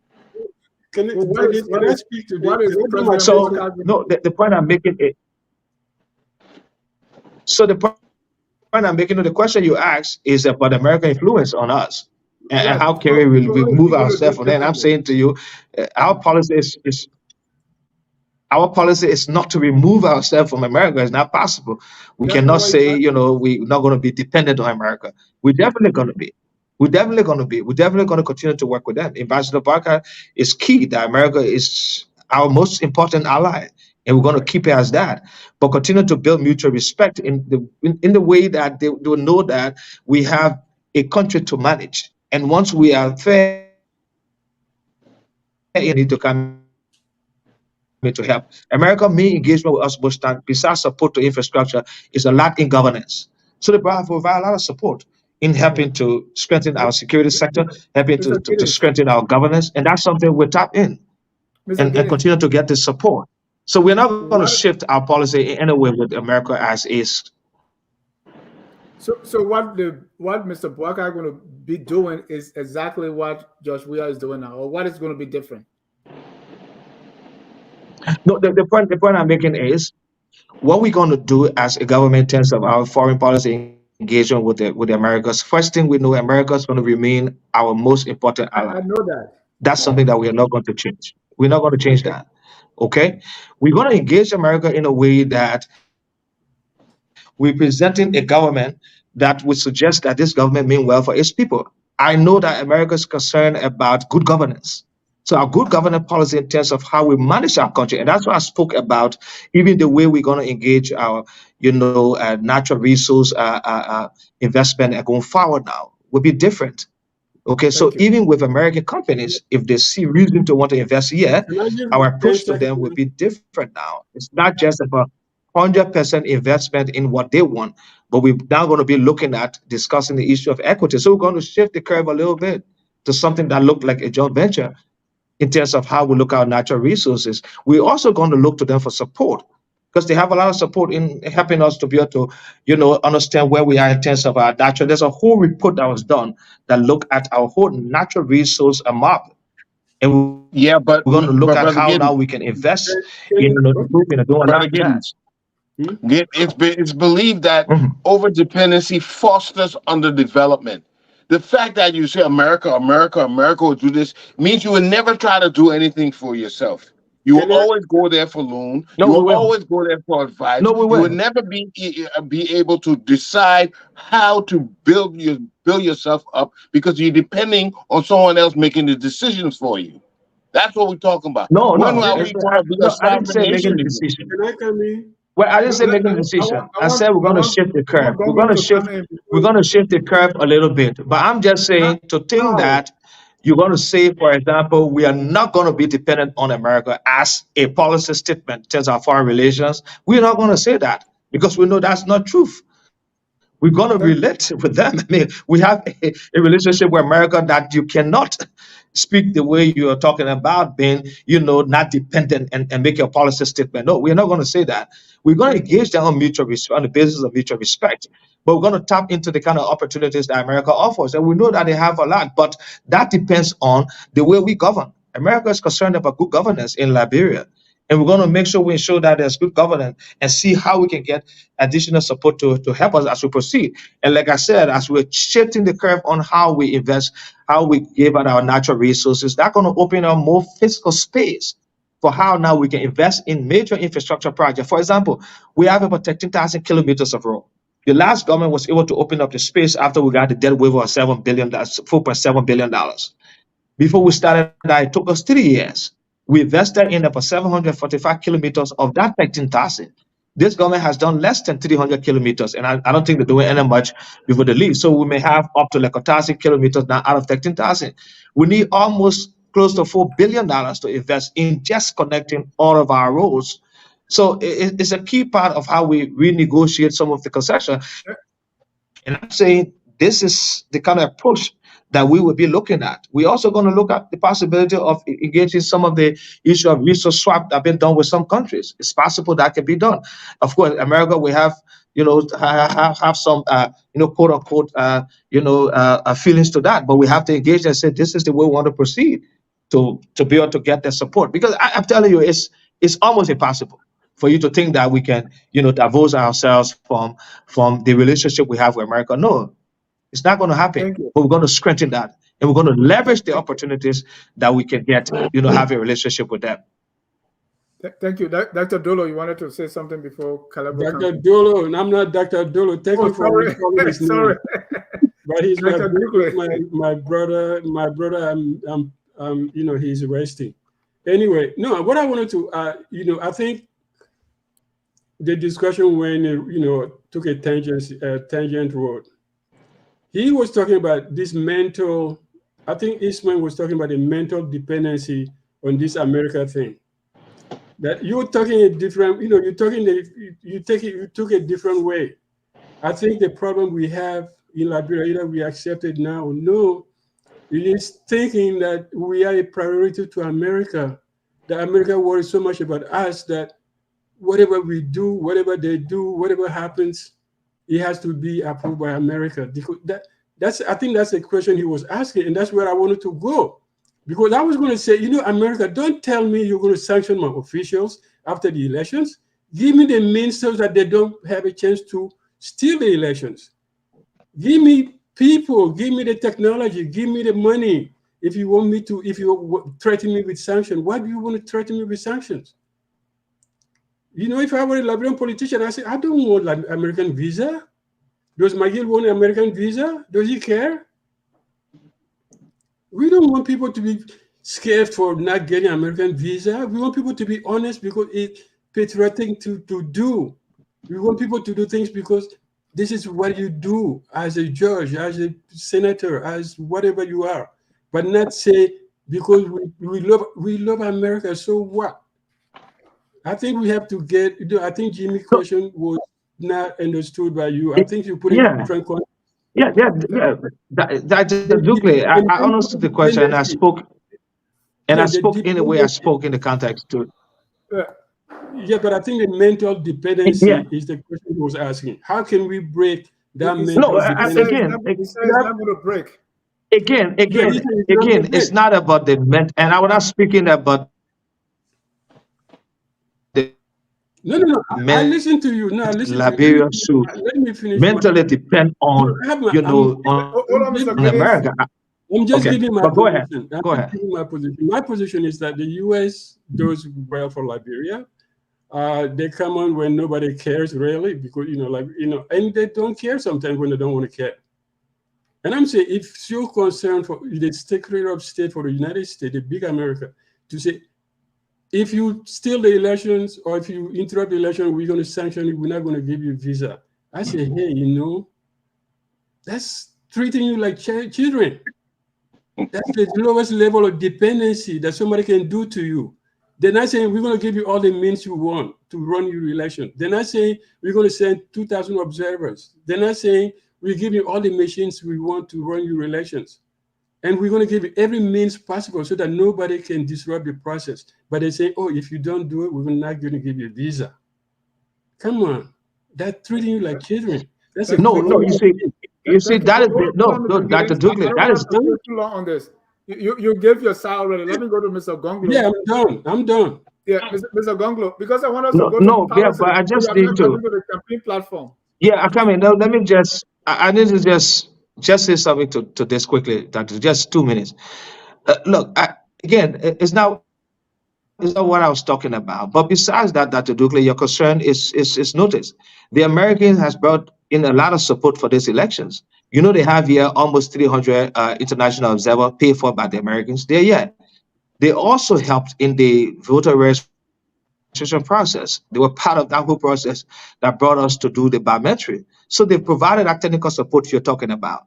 So I think it's just another way of squeezing us as a country. Because look, let's be fair.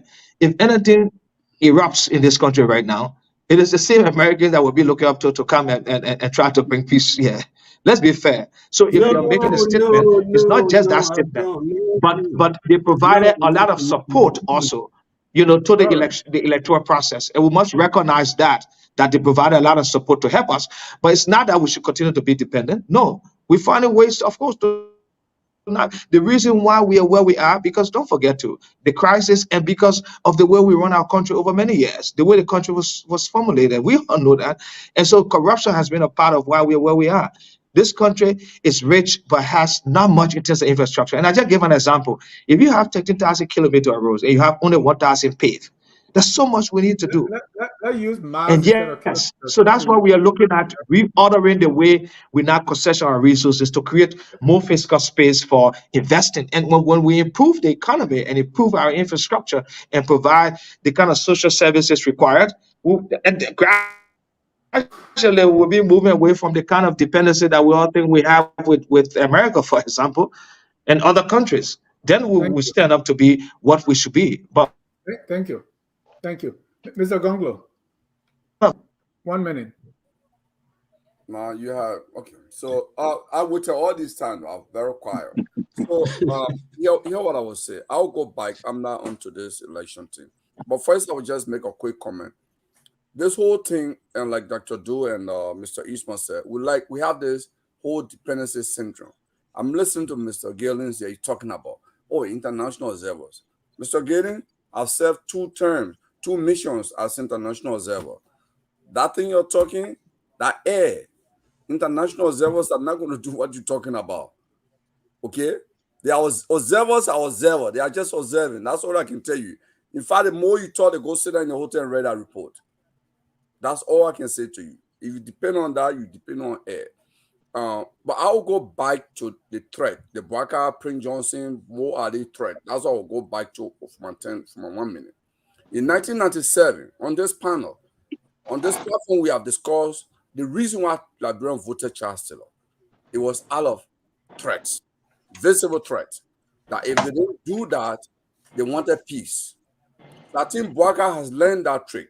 So what Ambassador Bwaka and his crew are doing, Stato Mo Ali, is to threaten and attempt to subdue the voters.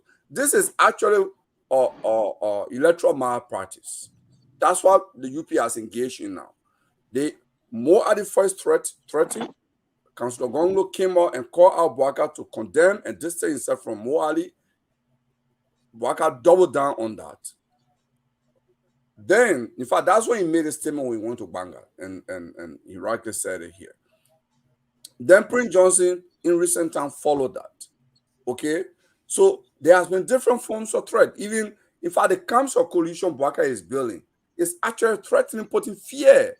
People are reliving the 1990s memory or rescue soldier, General Bodnike, that is not, it's just known basically for slaughtering people and eating people. That's the people Bwaka is saying they are on his team. Okay?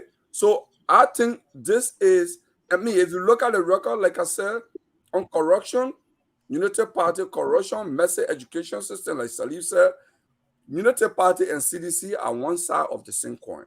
On all the verses that kind of stagnate Liberia progress. Those 2 parties are the worst because they have a bad governing records. That's our aim and comment on that. Thank you. Let me give some time for platform. I'm reading on your platform and look at pillar 2. And it's on. I don't know how these pillars are different from arrest, but you can talk about that later. Pillar 2 on health, wash, the environment, and climate says these are the things you're going to do: strengthen healthcare delivery system, restore confidence in health sector leadership, ensure patient-centered health workforce, strengthen and restore integrity in healthcare financing, strengthen information system, ensure availability of medicine and medical supplies, improve mental health, improve water and sanitation. Let me just take the top two: strengthen healthcare delivery system, restore confidence in health sector leadership, and ensure patient-centered health workforce. How are you going to do that? So again, one of the things we want to do is to ensure that, like I said, the access to healthcare around the country is something that we want to do. We also have instituted as a government the decentralization. In fact, you have a decentralization act that has been passed now to make sure you have, services decentralized. We instituted what you call the service centers in different counties to provide service at the level that was centralized. So the intent is to improve our health delivery. And when we say improve, the quality in terms of the leadership, we want to see that. We want to allow the county health centers, the county health officers, the health delivery at the county level to be able to do their own budgeting and procurement processes to deliver, services at that level. Because we believe once all of these are centralized, to allow the Ministry of Health, for example, to be responsible to dispatch supplies and dispatch, medical supplies, medicine to the counties at that level. Sometimes it delays and sometimes stays at the Ministry of Health.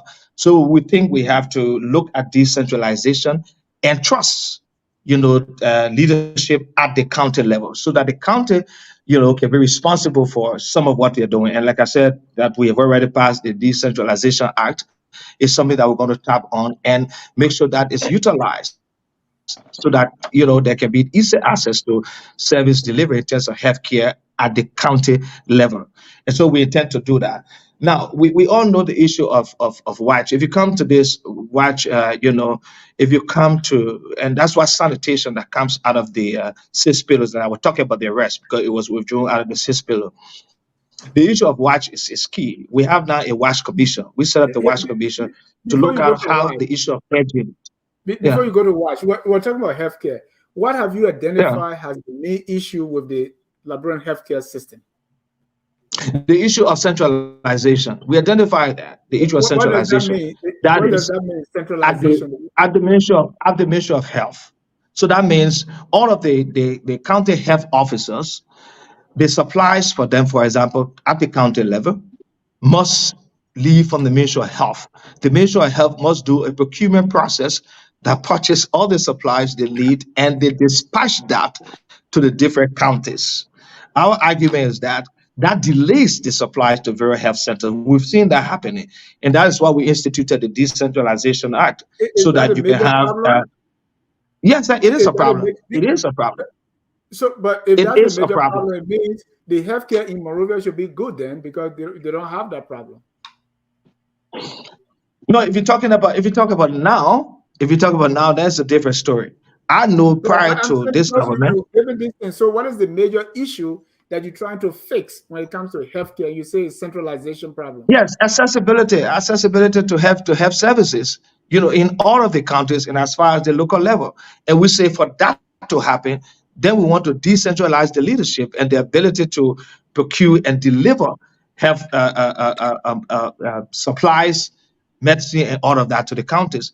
So we want the same way we instituting that with the county with the school boards. We're trying to also centralize that so that the issue of education, the counties have school boards that can make the determination of the public schools programs within the county at the county level. So I'm saying this whole decentralization act that has been passed, we also tap into that to be able to decentralize the services because we think if that is done, that at the county level they can make their own decision to procure the supplies for health centers.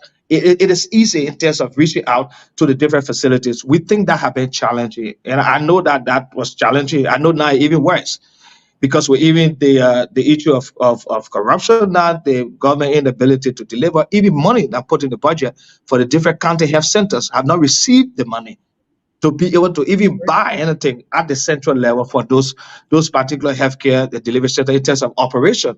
So we say we want to decentralize that so that there can be easy access to healthcare. Because if it's decentralized and at the county level, they're able to procure, the county health officers, for example, they're able to be responsible, the county health board, to procure their own medicine and their own medical supply. It makes services accessible. And Thank that's what you. we're intending to do.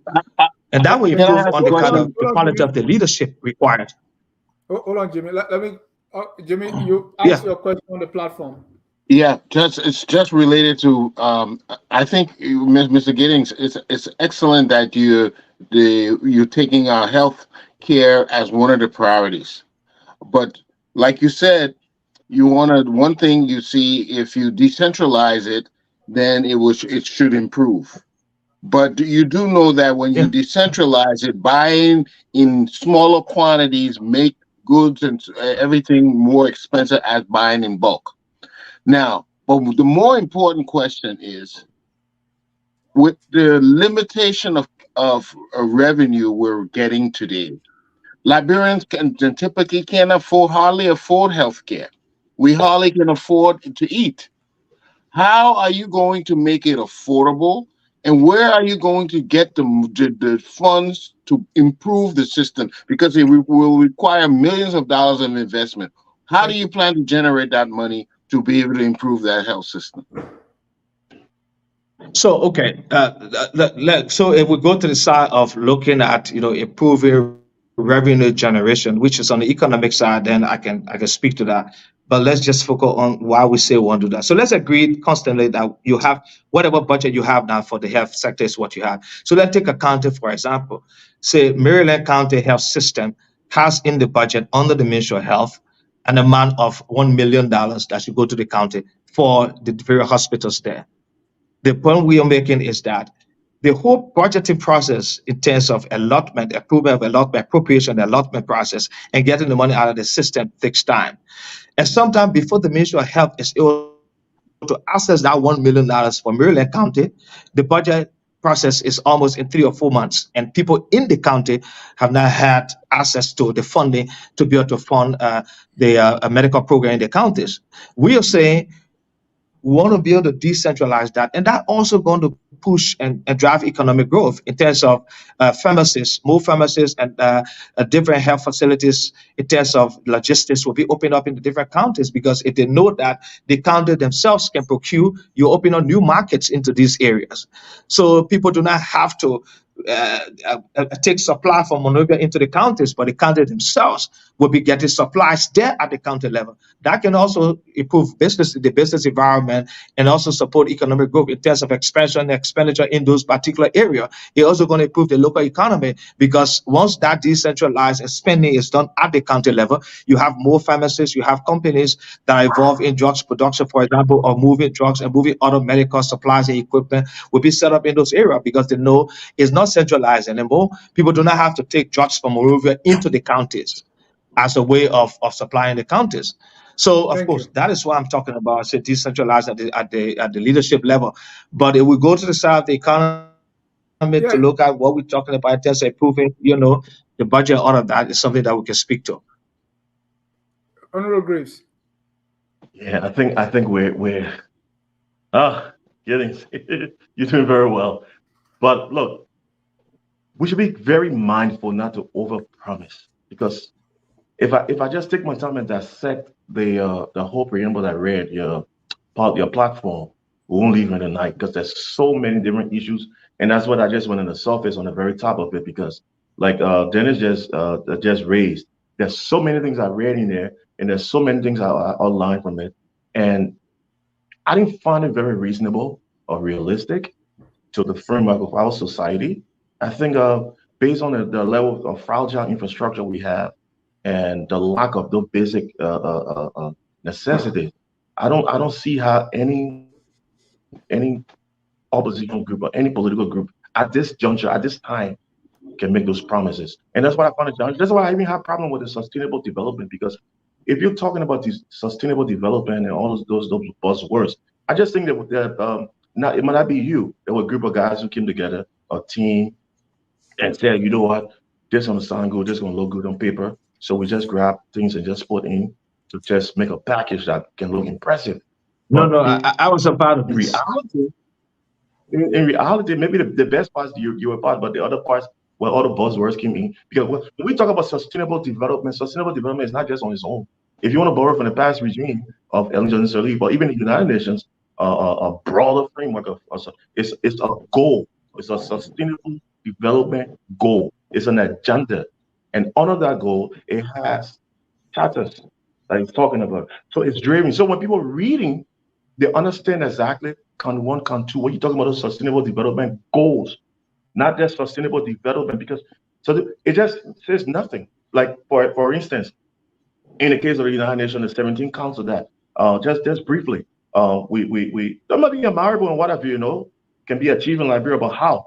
We talk about what for instance, what the United Nations talk about no poverty, no zero hunger, quality education, affordable and clean energy, decent work and economic growth, industry, innovation and infrastructure. These are all admirable goals on a sustainable development. So it's sustainable development goals with a brackets of all of the goals, what the agenda. So it's moving, it's telling you the growth in these different aspects, these different structure and fabric of society. And that's what I was getting at. So when you leave that all off, it's just incomplete. Sustainable development, you guys are scratching their head. What are you guys talking? And then you're gonna watch and talk about the health system. We don't have this kind of infrastructure. We don't have the kind of systems. We don't have this equity formation of framework. So what I will leave is these are admirable goals. I will tell you. But what really is the policy, the roadmap economic plan to achieve in Liberia, and who are these partners going to help us to get to where you're going in that package that you contributed to? Go ahead, Mr. Giddings, on the roadmap. Now, again, if you want me, that's why I say you start with pillar 2, and then we have pillar 1, 2, 3 up to 6, and then we pull out the rest. So again, Bill, when we talk about sustainable development, we have that around the pillars that we have established. We feel these pillars established, and if we're able to implement as we say we will under these pillars within the 6 years or within the years we have to serve in government, we believe that we can achieve sustainable development. So it does not have to be because we talk about investment in all of these that you're talking about. Pillar 1, for example, talking about macroeconomic stability and infrastructure development. We all know there was a study that was done by the Panelist Challenge Corporation, and that showed to us that the constraint, in terms of growth for our economy is on 2 angles, on infrastructure, and that's energy and roads. So once we're able to improve our road network and improve investment in our energy, of course, that can spur economic growth. We've done a lot in energy recent, and that's taken us up to almost 200 megawatt for now, when we took over at 0 megawatt in 2006. So at least the cost of energy anywhere between 2010 2012 was anywhere around 55 cents per kilowatt hour. Now, because of the expansion in energy for commercial, for household, is even anywhere around 18 cents now, which has made it cheaper for investment, for people who are doing small businesses and all of that. So we are looking at investment in infrastructure, which is key, because you have 2 types of infrastructure. You have the economic infrastructure. You also have social infrastructure. Social infrastructure takes away from the economy. That means it takes away from the budget, because you just invest in social infrastructure, hospitals, schools, in terms of sanitation and healthcare, all of that. That's what you do with social infrastructure. It doesn't bring much into the economy, but investment in economic infrastructure, in roads, in energy, telecommunication, in ITC, for example, all of these in airports and seaports, which we've done, especially in the National Port Authority, by doing a new 600 plus over 1,000 new marginal wealth that has now improved the landing berth of big vessels in the port. There was a time where we had to bring a smaller vessel because of the conditions of the port, which took the freight very high. So investment in economic infrastructure is something that we feel can spew economic growth. And we also talk about that. So stabilizing the economy, looking at efficiency in economic management, looking at our fiscal policy, looking at our tax. We want to look at the tax. We believe we have a narrow tax base. We need to broaden it, because if you broaden the tax base, you can have more people to pay, and that broaden the tax base means to look at doing some reduction in tax. We have a tax-based economy; it's very high. We also need to do a lot in terms of real estate. I tell you, there's so much that we can get out of real estate. There's so many people in this country now that are not paying real estate tax because of the enforceability. We are not enforcing that, and we need to be able to do that. So once we look at, reorder our tax policy and try to create, a broader base in terms of bringing more people on in paying taxes, of course, that will help to increase the kind of revenue that you can generate, because there are people within the economy that are not paying tax because of the narrowness of our tax base and because of what the cost of paying tax is. We have a very high tax amongst the country along in the sub-region. We need to look at that and revisit that.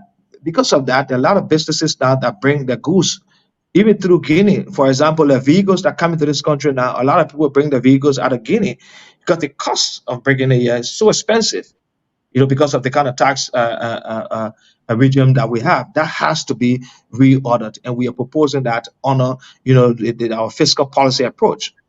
Now, in terms of the monetary policy, we are very clear on this. It's clear that we're going to initiate a roadmap that looks at de-dollarizing the economy.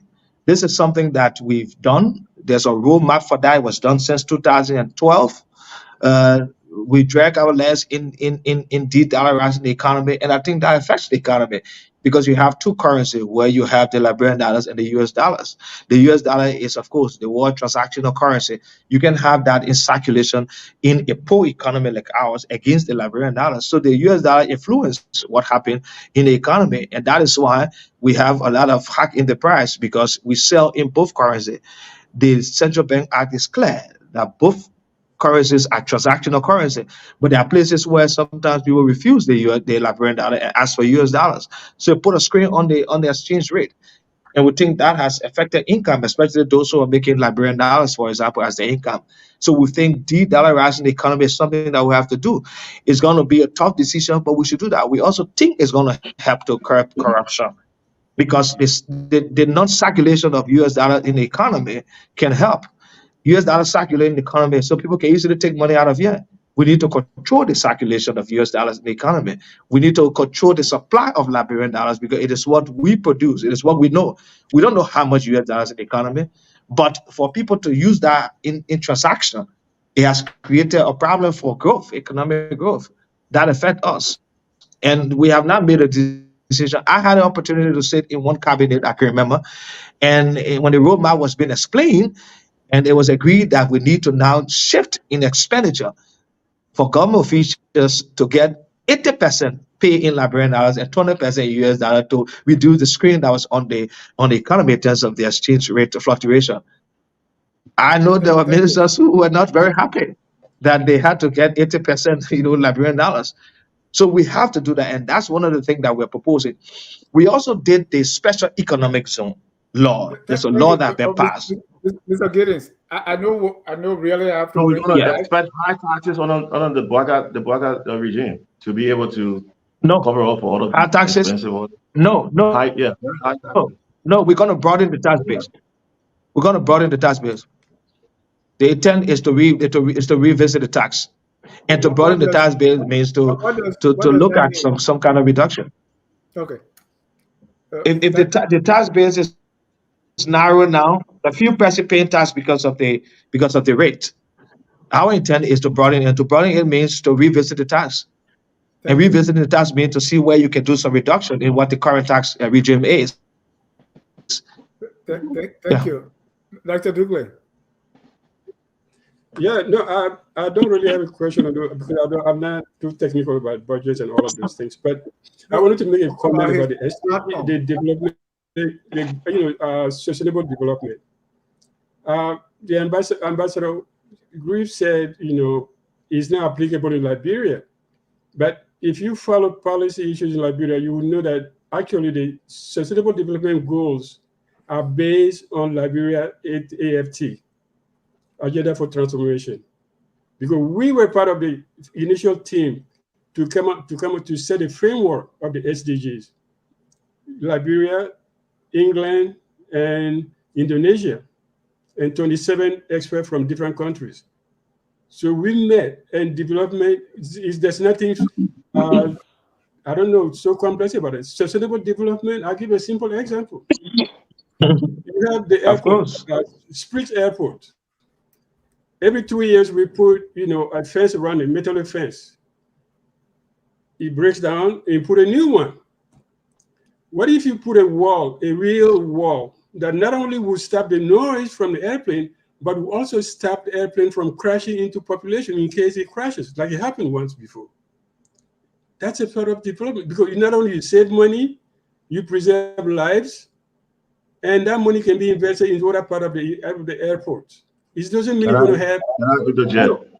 Yeah, no. Not I'm saying that the sustainable development are based on Liberia agenda for transformation. When we took it over, there was nobody in Africa who had a program like we had.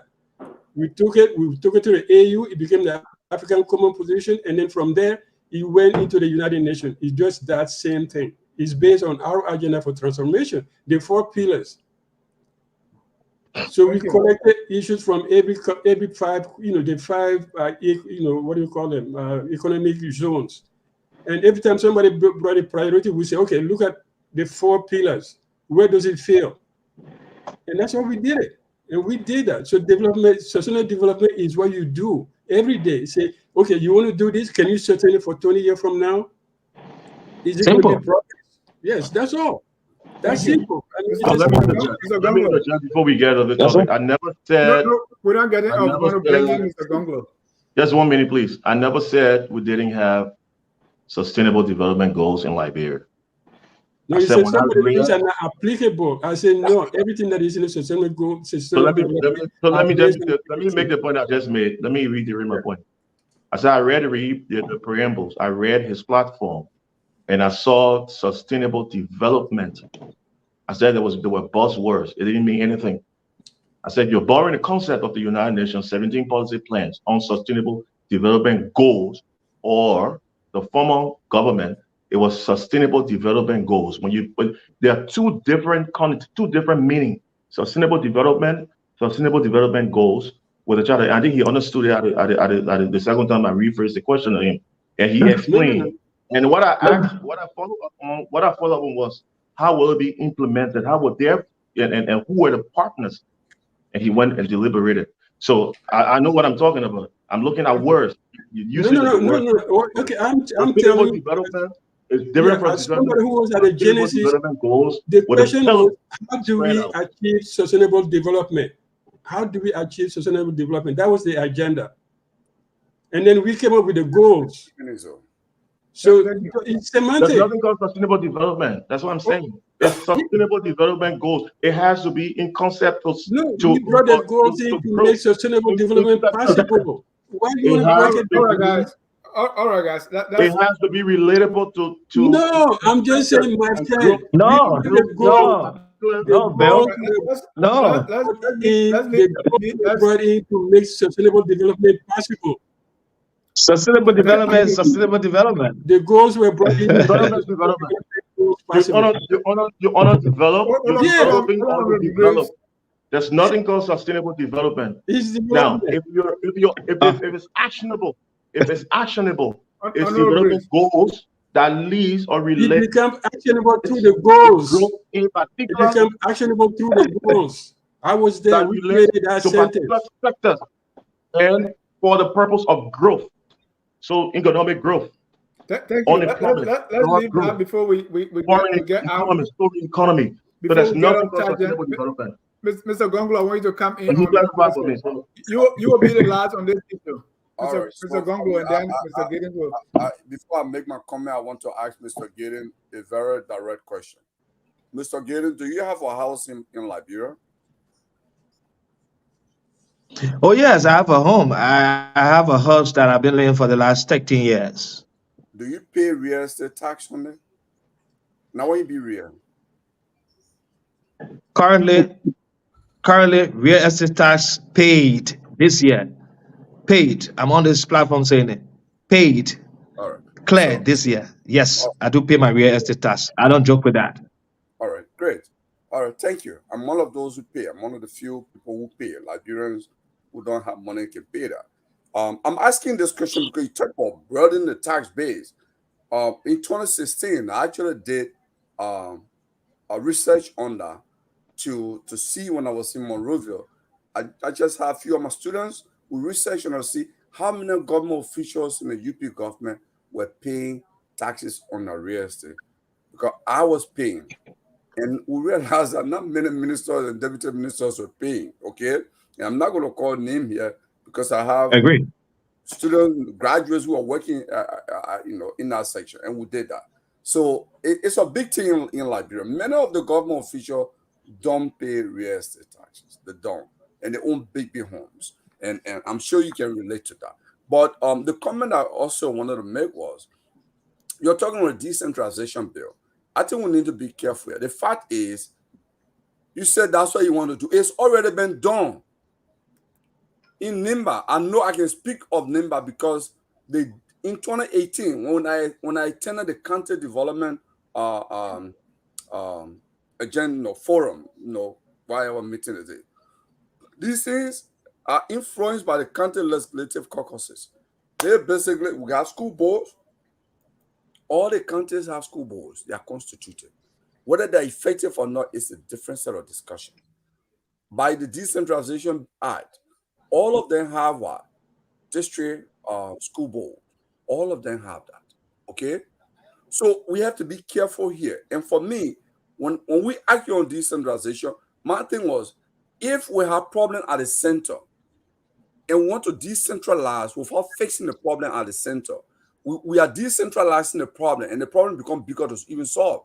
If, for example, the problem at the center is corruption and we want to decentralize, we're just making the corruption we're spreading the tentacles of the corruption and it become much more difficult to then fight. That's my criticism of decentralization in itself. It's a good idea.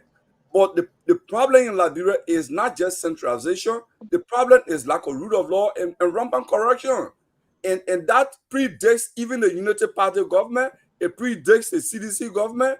But the two, in the last 18 years, the two governments that have power in Liberia have turned to be very corrupt. That's the UP and the CDC.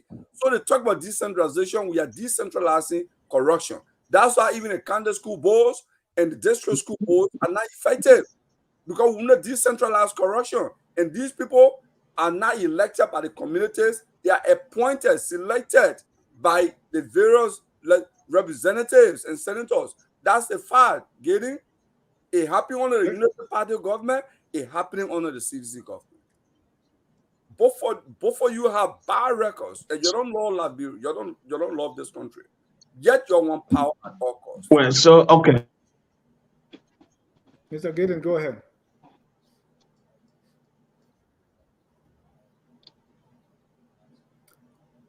Ladies and gentlemen, this is Tough Talking Thursday, and at this time, after Mr. Giddings, What say this? Let me you're breaking up, Mr. Giddings. say initiated. Like I said, we are not going to reinvent the wheels. That which has worked well and we support it and make sure we got to this point where we are, we do that. So the Decentralization Act is passed. Like you said, we got county school boards, we got district school boards. Yes. We also want to do that with healthcare. And there's two-pronged approach here. Okay. Our sixth pillar you talk about the fight against anti-corruption. So it's not going to be like we are not going to fight corruption while we are doing that. Now we can fight corruption before we begin to fix other systems. We can do that concomitantly. And that's something that we are looking to do. But we think initiating and showing decentralization take place, we've done that as a pilot project. And there'll be a lot of issue out of that with the social and county development funds. There'll be a lot of issue about corruption about that because, like you said, we had lawmakers been involved. This is something that we need to go back and look at.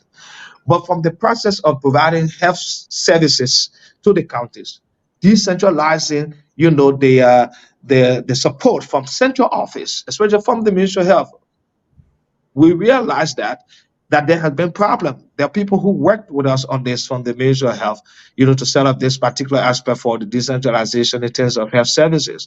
And it's clear that before you get supplies to the county, sometimes 3-4 months.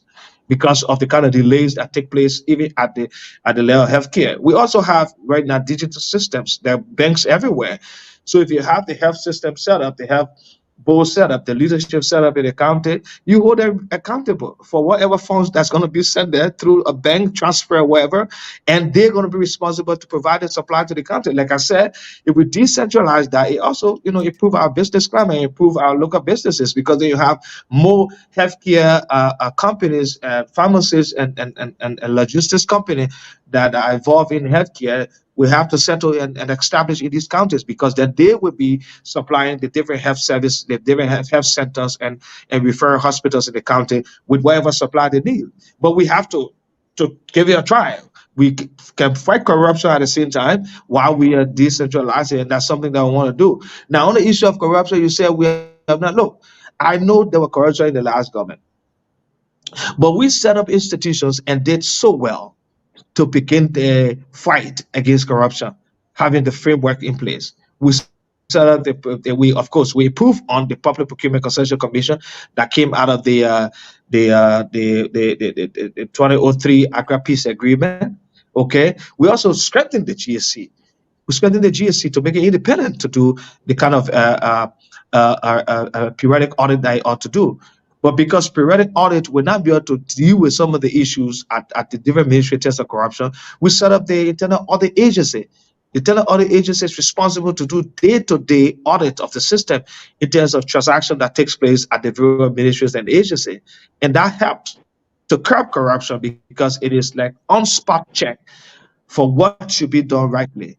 And that's why you have those who are seconded to the different ministry and agency to not report to the minister. Under our leadership, that's what it was. The director for internal audit was somebody who did not have to report to the minister of that ministry. He reported to the head of the internal audit agency. We did that because we wanted to improve the issue of the fight against corruption. We set up the LSCC. The LSCC, though, did not have full prosecutorial power before Madam Sally left. She asked for that. And at least this government now finally has given that in the new act. So the issue of corruption was being looked at, and it is our pillar 6, the fight against corruption. And Ambassador Barker is very clear about that. The intent is those who are going to come to government first, they have to be background check on everybody coming to government to be sure that these are people that were not conflicted in any way. And that's why you see today on our team, John Molu, who was somebody who created some records that was not favorable to us as a government, but he's a part of the team. Ambassador Barker is concerned about corruption, and he's want to fight corruption. There's no record about him being involved in corruption. Yeah. And there's no other report showing us that he was not involved in corruption. But my question is, you talk about background check. Just specifically, how are you going to do background check? Mm-hmm.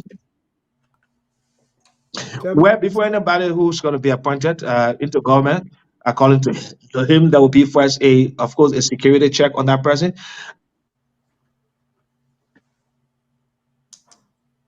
At communities, they check with the national police for whether there was a record on me at the end of the police station.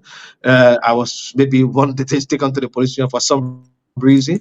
They're going to be checked in the communities. Make sure you are not involved in anything of corruption or any kind of abusive behavior in your community. There will be.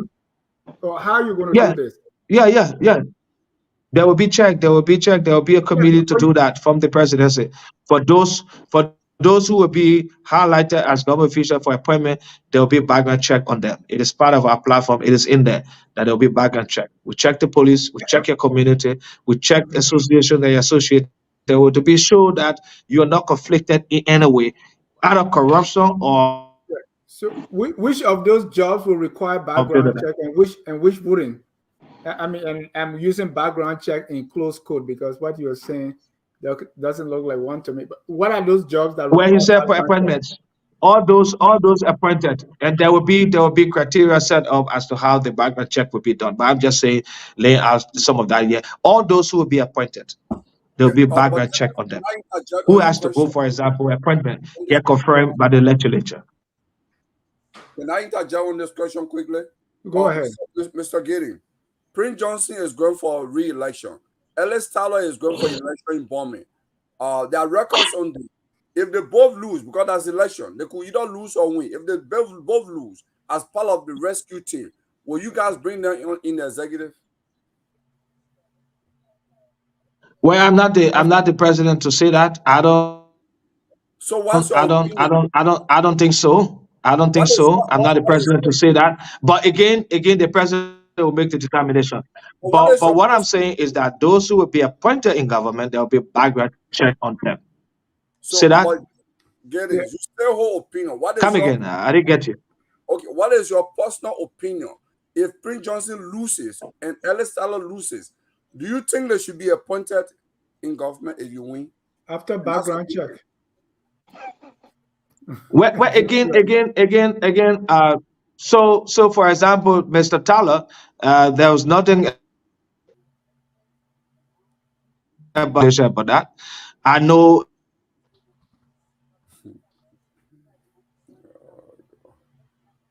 Abi. Yeah. I think because we've even gone.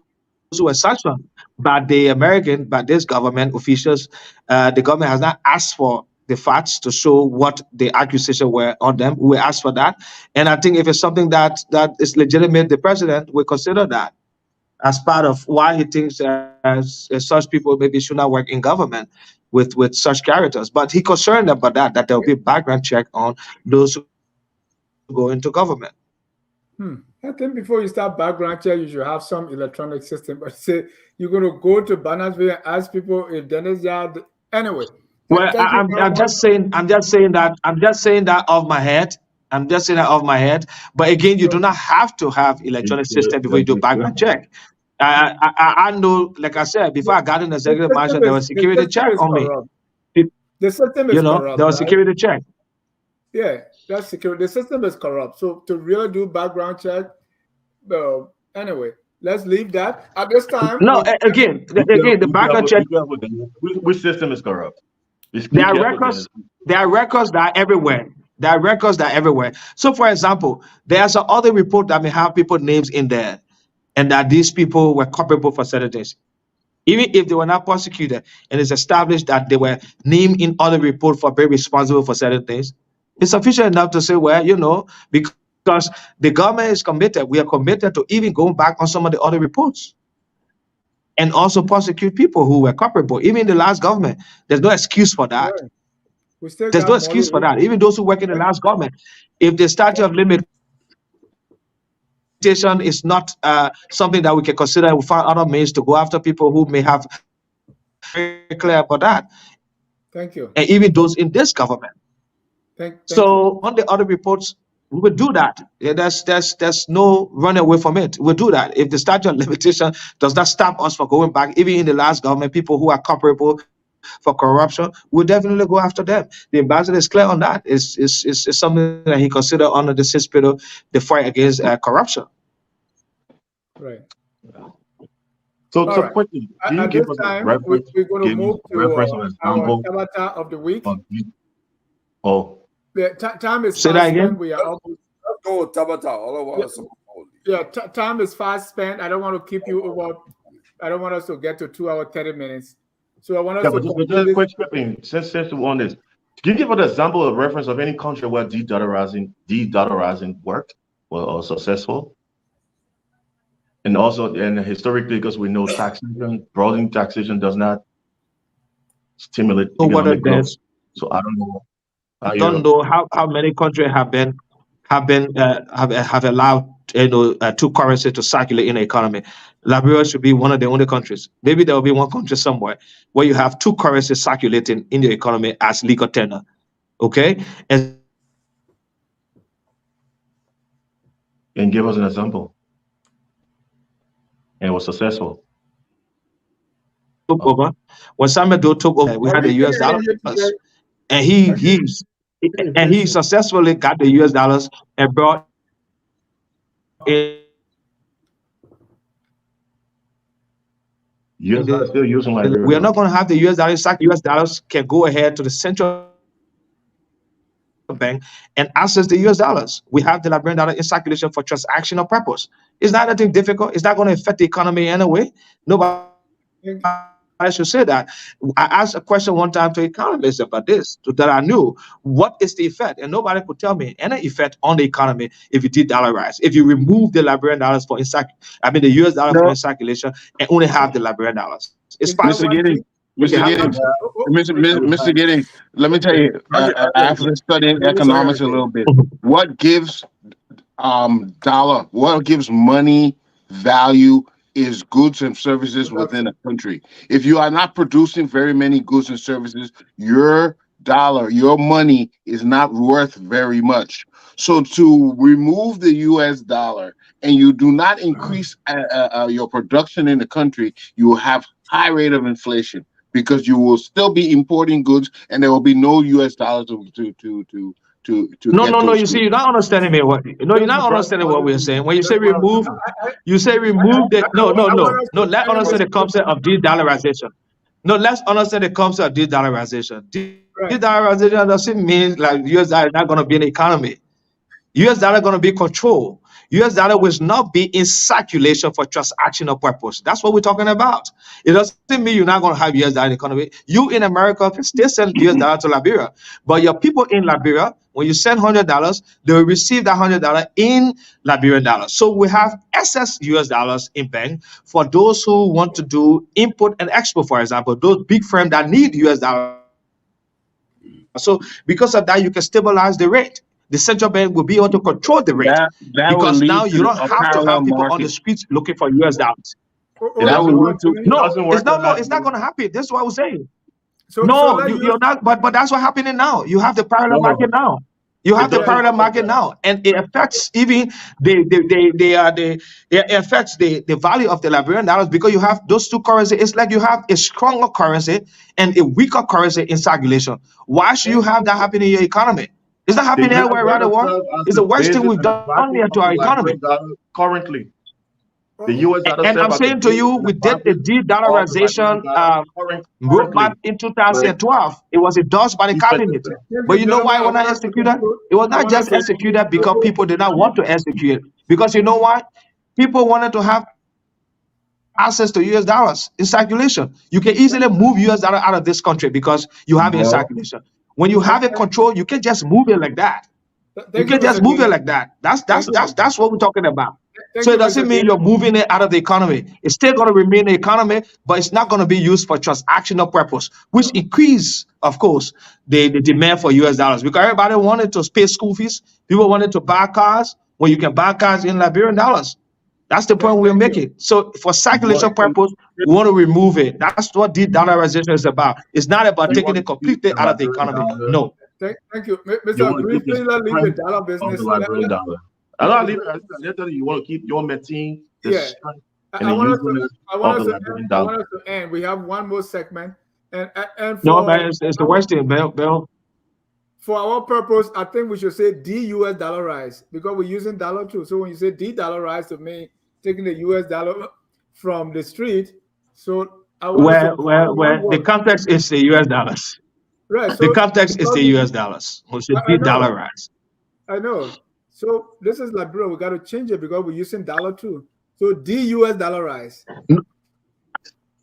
No, we said de-dollarize the United States dollars. That's what it is, but it's Okay. what the term is de-dollarize. I know you're speaking economics. I'm being practical. All right. Every week there is some. We have a last segment that I want us to do here, and you are free to take part. That is the Tabata of the week. Every week, Tabata is a word from the southeast of Liberia, meaning foolishness, nonsense, things that aren't supposed to be. So every week there's some Tabata going on in the country. So at this time, this is our last segment. We say, "What's your Tabata of the week?" Let me start with Mr. Gonglo. And our listeners, please write down your Tabata. Well, my Tabata of the week would be what is going on between Tiala Euro and the Boaga folks.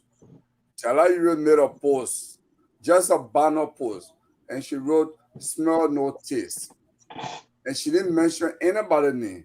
But you know, the party people felt that she's talking to Boaga, that Boaga will come close to the presidency, will not get it, and the reaction to "smell no taste" has been overwhelming. In fact, the last I checked, she had more than 900 reactions already, and people sharing. So it does not make sense to me that she just wrote smell no taste, and all of a sudden you people think that she's talking to them. She didn't mention nobody's name. That's my Tabata. Thank you. Dr. Dukle, what's your Tabata of the week? My Tabata of the week.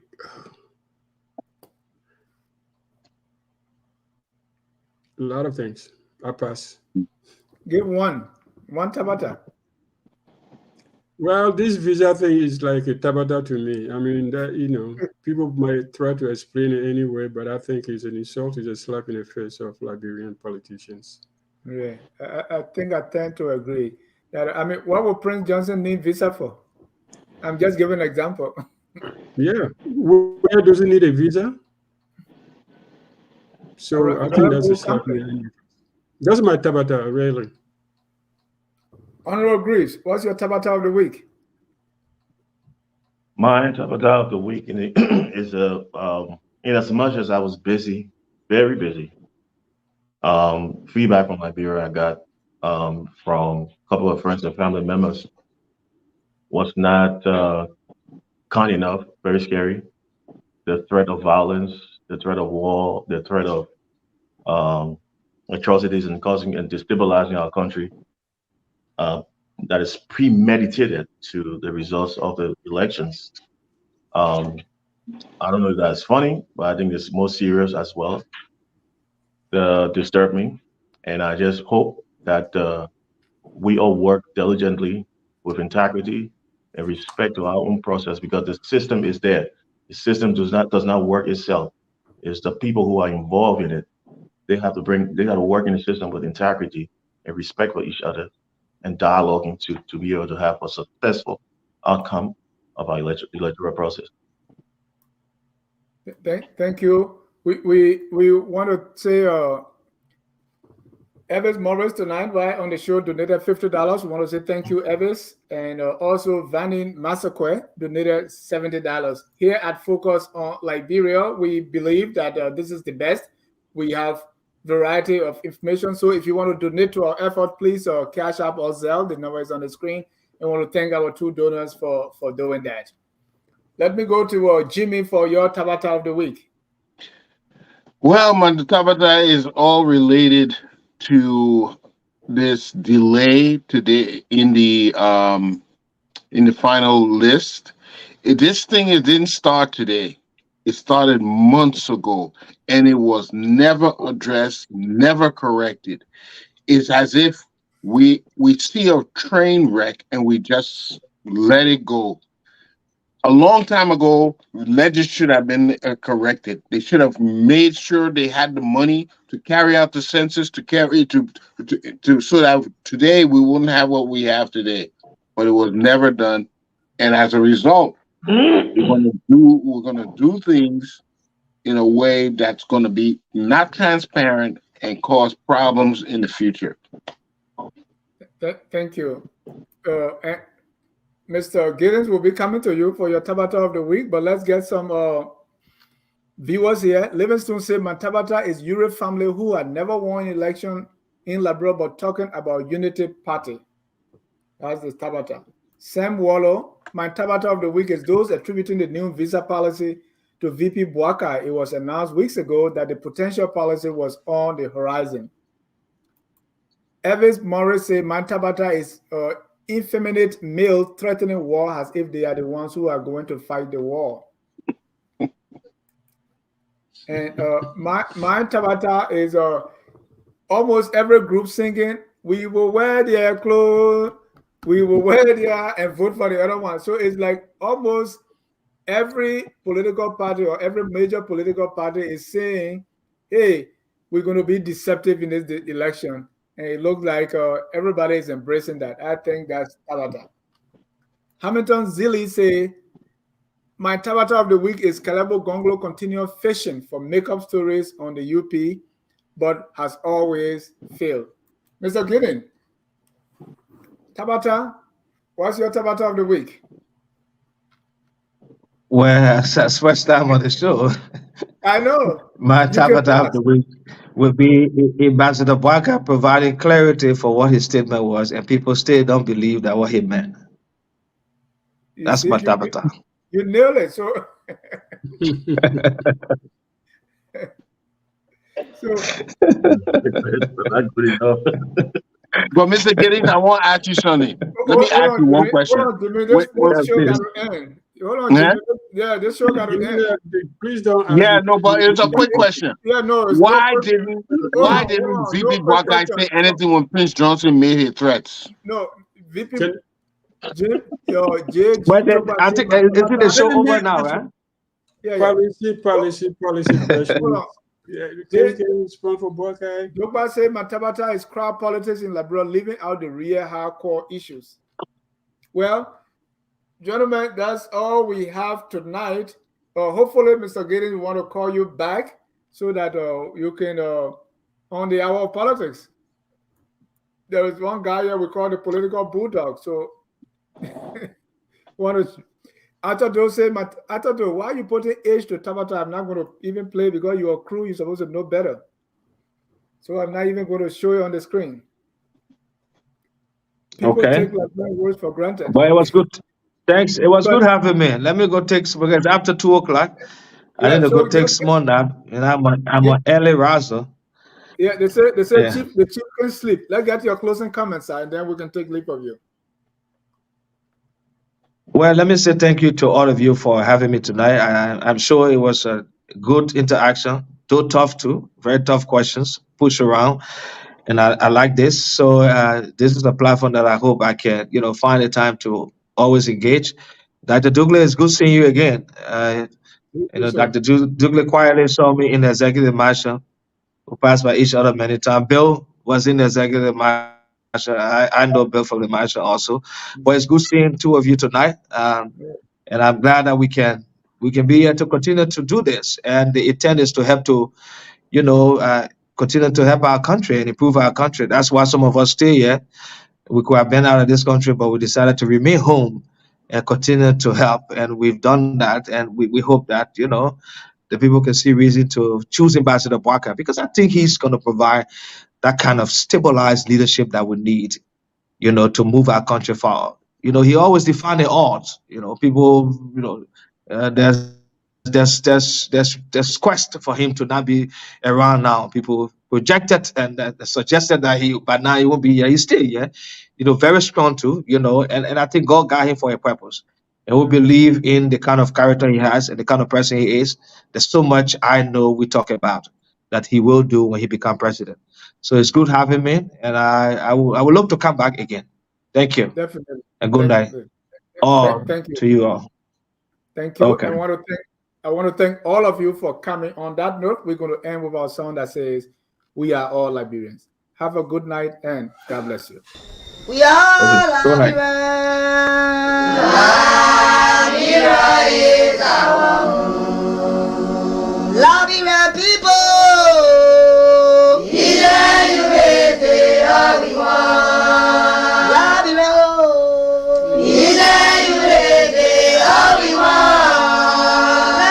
Liberia.